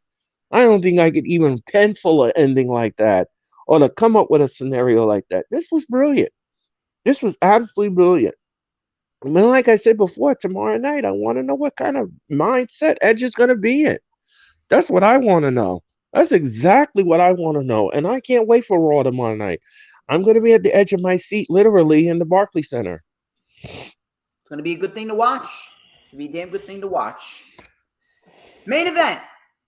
Fight pit match. This is Seth Rollins and Matt Riddle with Daniel Cormier as the special guest referee. And Daniel Cormier played an absolute non-factor into this match. Don't really know why Daniel Cormier was even there other than for name value alone. This was okay. This was okay for what it was. But similar to the Cross and Drew McIntyre match, it seemed like the ending was very rushed. And I don't understand why, considering that they're on Peacock and they can pretty much go as long as they want. They're pretty much on a streaming deal, so they don't have to adhere to the pay-per-view rules. So I'm not sure why exactly that this show just ended this match so abruptly and then just went right into the White Rabbit deal. It just seemed very, very, very odd. And everything was going fine. Everything was going very fine. But it seemed as though there wasn't enough use of the fight pit. There wasn't enough use of the fight pit for Matt Riddle and Seth Rollins to really say, yeah, you know what? That was a great match. It was good. It could have been great. It wasn't great. The ending felt very rushed. Don't know why. Don't know how. I'm not really sure what the motto is. But if you're asking me, The outcome was right. The outcome was correct. Matt Riddle needed the win, and he deserved to get the win. He did get the win, but again, it felt like they could have done so much more, and they didn't do it. I wanted to see something crazy. I wanted to see potentially a superplex off the top, or Rollins do a fucking Phoenix splash, some shit like that. It was extreme, but it wasn't extreme enough. That's the best way that I can put it. I'm not really sure what happened. Now, that's not saying it was bad, but it was very, very, very overhyped. I'm not really sure why they ended it at only 16 and a half minutes. That's just me, but I don't know. Does this feud continue? It's quite possible. Now, I brought up this scenario. I wanted to get your thoughts on this. Could we potentially see Seth Rollins beat Bobby Lashley tomorrow, and then Rollins and Riddle fight for the United States Championship at Crown Jewel? Or is this going to be a scenario where Rollins does not beat Bobby Lashley because of what happened in the fight pit, and then we could potentially see the feud continue with Rollins and Riddle without the title, considering now that they're 1-1? Maybe we get some sort of another stipulation match at Crown Jewel. Maybe we get something along those lines. I don't know. It's a possibility. I am not completely sure about it, but again, we're just going to have to wait and see. Do they intertwine that feud with the Judgment Day and Edge's team feud? Maybe we get Rollins joining forces with the Judgment Day to take on Matt Riddle, Edge, Rey Mysterio, AJ Styles, and Beth Phoenix. That's a possibility. I don't really know where this feud goes after this, because Matt Riddle, he got the victory, and it was in pretty convincing fashion, if you ask me. Rollins didn't really struggle that much. He tapped out pretty fucking quickly. So I'm not really sure where they go from here. It was very good for the time that they were given, but again, they could have easily gone another 5, 6, even 7 more minutes. I don't really understand why this was the second match. It was this match and the strap match that the endings felt very, very rushed. Really. Not enough high spots. I'm not really sure what else they need to do. Not really sure what else could have been done. But again, very, very weak ending to what otherwise was turning into a pretty solid match that could have been a hell of a lot better. I don't know. The match for me was okay, but here's the thing: there was no innovative offense in the match. There was no use of the cage. I wanted to see face get smashed. I wanted to see some kind of, I don't know, like weaponry or something in there. It just felt, the match to me was like a little vanilla to me. I don't know.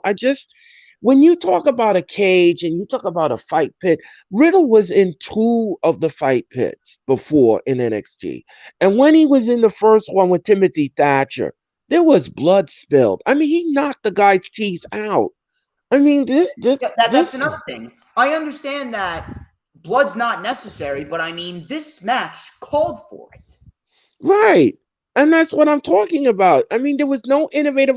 They didn't use the cage. They hardly used it. They didn't do anything with it. And to me, it just left me flat. The match was disappointing. It was disappointing to me. It was okay, but I don't know. It was just disappointing. Between the time and the not use of the cage, and there was no like weaponry used, and there was no like, oh, he's got brass knucks in his tights and he's gonna use it, or something like that, just to get it more entertaining. But this match was just like, mer. It's just, now what happened after the match, after the lights went out, that overshadowed everything else. Oh yeah, in the main event, everything on the show. Then again, it's not like Matt Riddle and Seth Rollins put on a bad match. It just felt like it ended so abruptly. It felt like they had a hell of a lot more to do in that match. Yeah, there was no, like I said before, and I'll say it again. I don't mean to keep beating the dead horse here, but I just wish that it had more weaponry in it. I just wish it had more innovative offense to it. I just wish it had more intrigue to it. I just wish it had.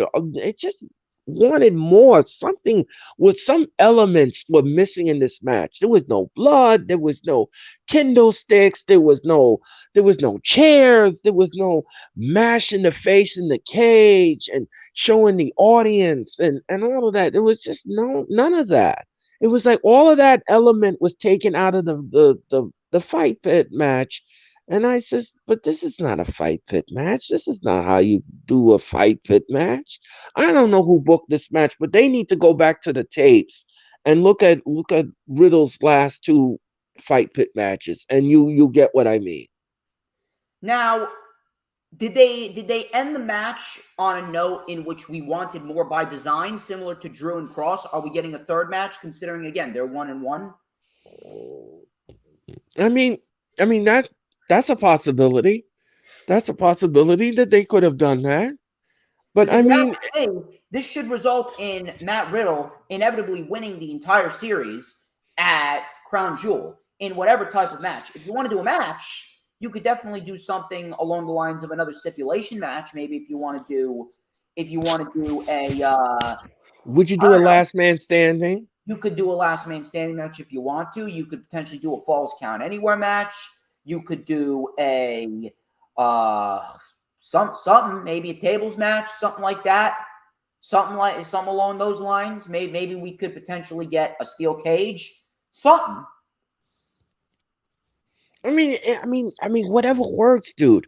Whatever works, because this match just was vanilla for me. It was vanilla.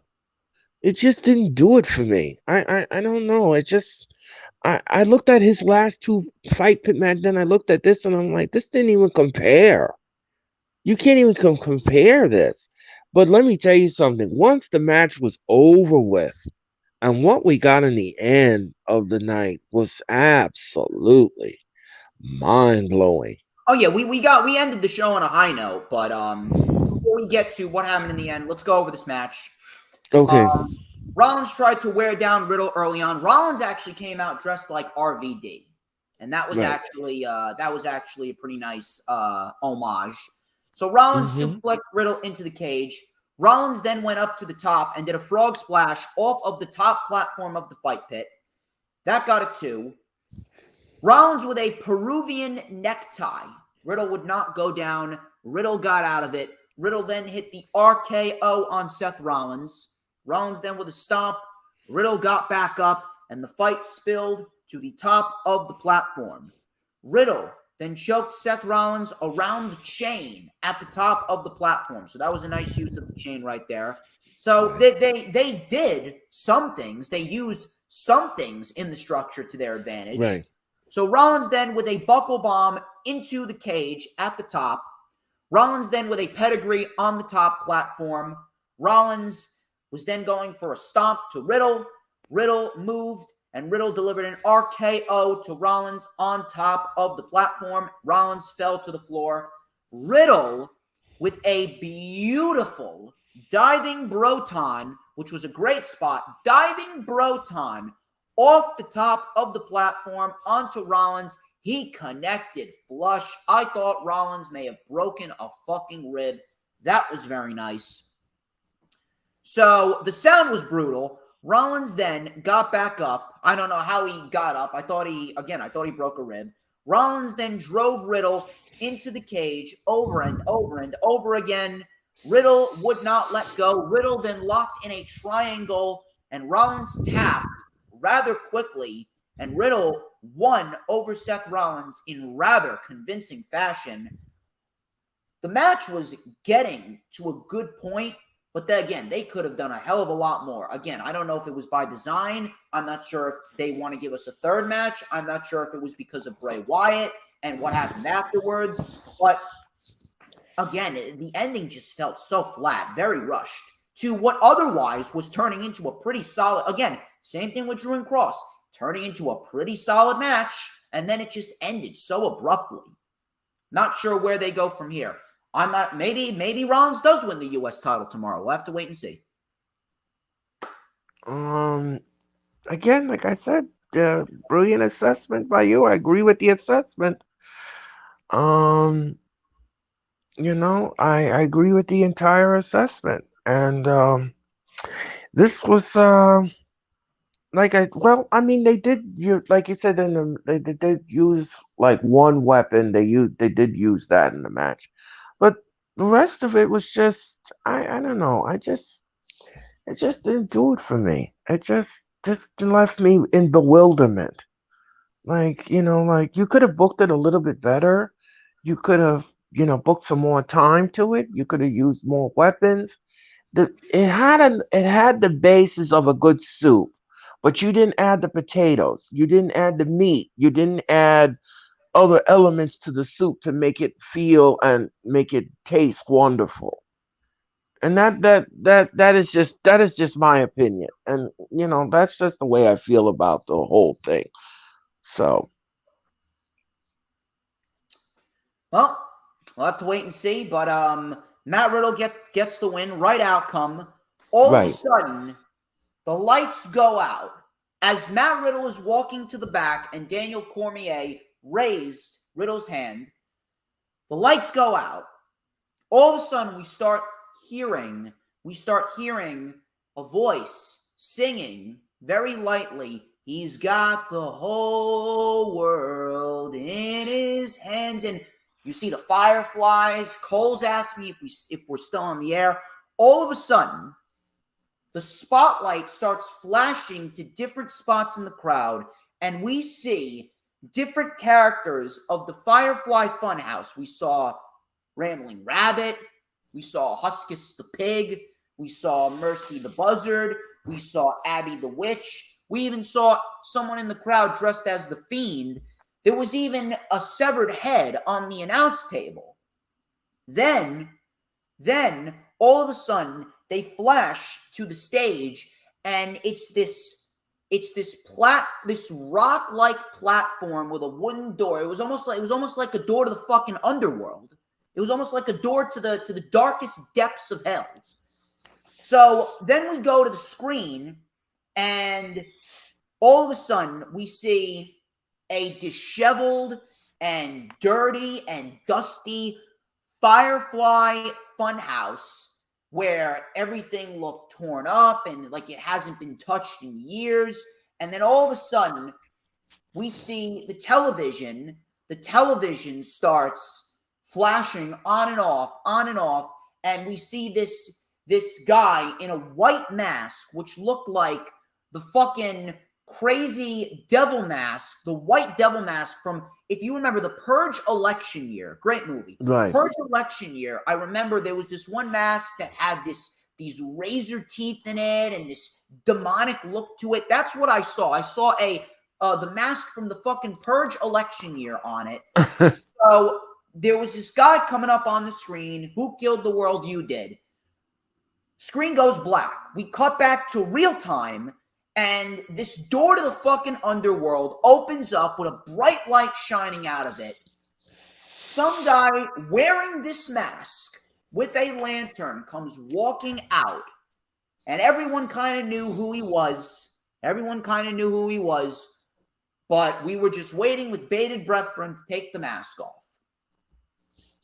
He unveils himself, and who is there but Wyndham Rotunda, a.k.a. Bray Wyatt. And the ovation that he got when he took that mask off, my God, that must have been one of the most satisfying feelings for that man that I think he could have ever fucking felt in that moment. He looked into the camera, he said, "I'm here," blew out the candle, and that was it. That is how Extreme Rules went off the air, and Wyatt was the man behind the White Rabbit. I'm telling you, if you know how good Bray Wyatt is, can you only imagine what he's going to do under Triple H? Can you imagine what this man had to go through? I said it once, I'll say it again. Bray Wyatt is the most creative mind that pro wrestling has seen in decades. And I mean fucking decades. He grew up in the fucking business. He's a third generation superstar. The guy is an absolute fucking legend right down to the very last letter. The guy came in 2013. He had the makings of the next fucking Undertaker. He had the makings of the next Undertaker. He and the Wyatt family, their first run, he was on the run of his fucking life going into that match with John Cena. And ever since that match with John Cena, everything just went downhill from there. That feud with John Cena killed him. And then all of a sudden, nothing but loss after loss after loss after loss after loss. Bray Wyatt was absolutely fucking castrated. Absolutely castrated. It was absolutely fucking horrendous to even think about. This guy, who is as giftedly talented in the ring and as a promo. Yes. You can think about all the great matches that Bray Wyatt has put on throughout the years. The matches with Roman, the matches with Chris Jericho, the matches with then Dean Ambrose, Jon Moxley. Even those matches with Jon Moxley were very good. Matches with Roman, the matches with Seth. He's had great matches with Person, great matches with Bryan. The guy is easily one of the most well-rounded individuals that we have in pro wrestling today. And Vince McMahon absolutely destroyed him, all for the simple fucking fact. All for the simple fucking fact that he was getting over on his own terms, and he was not getting over under Vince's terms. He was not getting over under Vince's watch. Now that Triple H is in charge, and the fact that he's hired horror writers for Bray Wyatt, and the fact that he's a Bray Wyatt guy, he was the guy that helped Bray Wyatt come up through the rankings when NXT didn't even have a streaming deal on the WWE network back in 2013. Bray Wyatt was a Triple H creation. Can you fucking imagine what that man must be feeling, knowing that the individual who destroyed his fucking career is gone, and now the individual that has helped him come up through the rankings and the individual that has helped him become a bigger star than he originally was. Can you imagine what Bray Wyatt is feeling, knowing that he has a second chance? He has a new fucking lease on life. And he's not old. He's 33, around that age. Not old at all. He's got 10 years left in this business, and he's got a hell of a lot more to give. Everyone waited with bated breath. Everyone waited with bated breath, and everyone waited for his return, because we all knew how much value he had, how much value he can give, and how much of a fucking game changer he can really be. And now he finally has that opportunity. This is going to be one of the most exciting things that WWE has seen in God knows how long. Can you imagine if Triple H had Bray Wyatt in NXT throughout 2015 and 2016 and 2017? Bray Wyatt would have been putting on classic after classic after classic with the likes of Nakamura, the likes of Bobby Roode, the likes of Johnny Gargano, Adam Cole, Kevin Owens, Sami Zayn. Can you fucking imagine what Triple H is thinking now with Bray Wyatt in the company, now with Bray Wyatt back in a position in which he is going to be creatively free. The shackles are off. He is now free to be who he really is. He is free to be the creative fucking genius that Wyndham Rotunda is. This is one of the most exciting times to be a wrestling fan for WWE. And I could not be happier for Wyndham Rotunda. And everything that they did with the White Rabbit, everything from the QR codes to the hints and the little teasers of who it could possibly be, the red herrings, it was absolutely laid out perfectly. Now, we could potentially be looking at Bray Wyatt potentially forming a new faction. Who's the Wyatt Six? Some people are saying, oh, Dallas, it could be. Some people are saying Joe Gacy. Some people are saying Corbin. We could potentially see Bliss in there. Some people have been teasing Liv. potentially see Liv. It could potentially be Loomis. It could potentially be Loomis. We don't know. But now that Bray Wyatt is in this scenario, Bray Wyatt is going to be the leader of a potential faction. And even if he's not the leader of a potential faction, he has the creative freedom to get himself over in whatever way that he wants. And now he has the proper booking to back up his brilliant creative mind. This was a picture-perfect return. It was absolutely fucking epic. And I'm loving it. I'm loving it. I cannot wait. I cannot wait to see what Bray Wyatt has in store for us. It is going to be great, dude. Yeah, it's going to be great. And this is and your analytics today has been on point, on fire, and on track. And I thank you for that. I thank you for that because you are a true wrestling fan.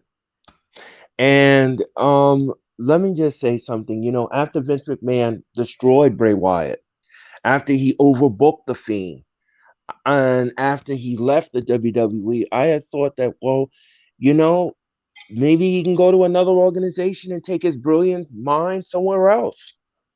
And everybody was like, well, maybe he can go to AEW and everything else.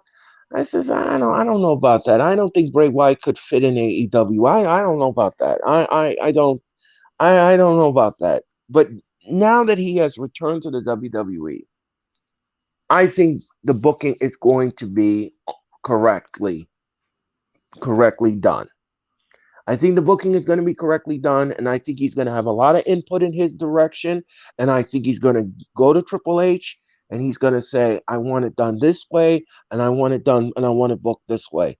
He couldn't do that with Vince McMahon, because in Vince McMahon's world, everything is his way or the highway, and we know that he's not going to listen to you creatively.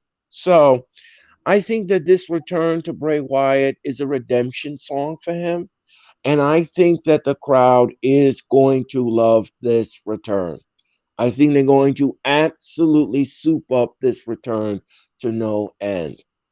So I had no issues with the return. I had no issues with the Fireflies. I had no issues with the characters that popped up in the audience. I had no issues with none of it. I went bananas. I couldn't believe it. I was like, yes, the White Rabbit is here. We're gonna find out who the well, we all know who the White Rabbit was. But I was just like, this is redemption for Bray Wyatt. And I'm happy for him. I'm happy for him because he deserves it. He deserves another chance in the WWE. He deserves another chance with the audience, and he deserves to be booked correctly. And now that he's under Triple H's thumb, I think we're going to have a good time with Mr. Wyatt and what he's going to offer us here in the WWE.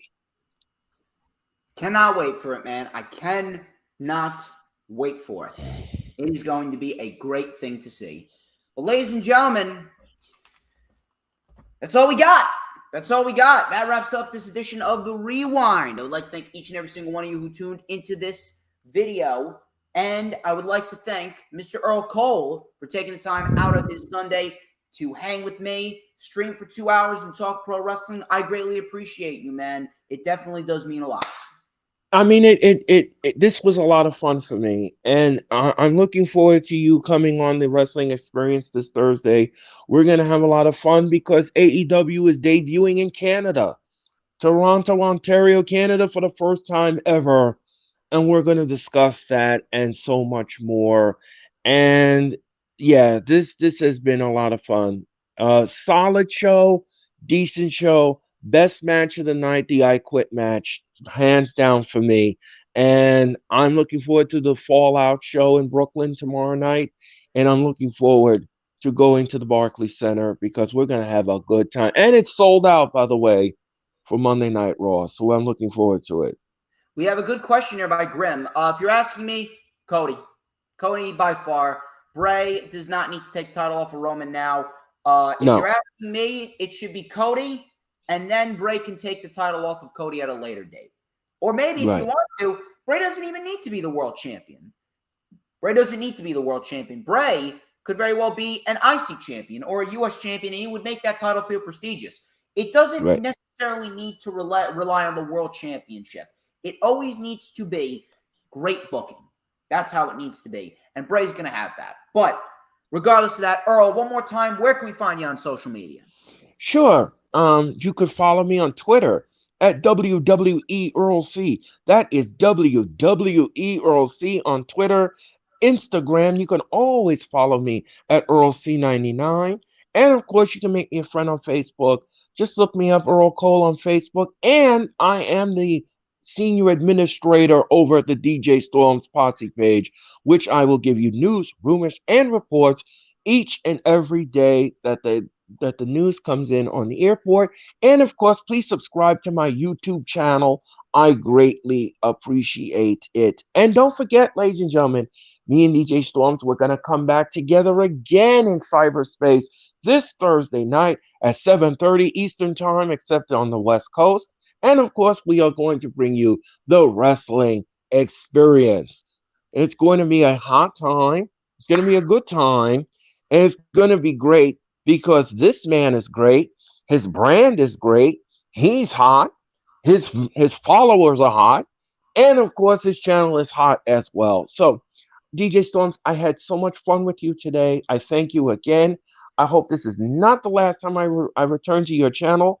And I'm sure I'll be back in the near future, ladies and gentlemen, when DJ Storms has something in the cook pot for me. So, thank you again, DJ Storms. I greatly appreciate your analytics.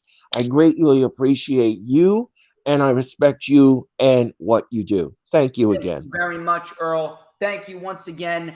I will see each and every single one of you on the Wrestling Experience this Thursday. Check out all the links in the description. Like, comment, subscribe. I'm DJ Storms. He is Earl Cole. This has been The Rewind. But Earl, we're not done yet. We're not done yet because there is a very important question that all must answer. And that is... who runs the IWC? DJ Storms. You're damn right, baby. Who but DJ motherfucking Storms? I'll see you Thursday, people.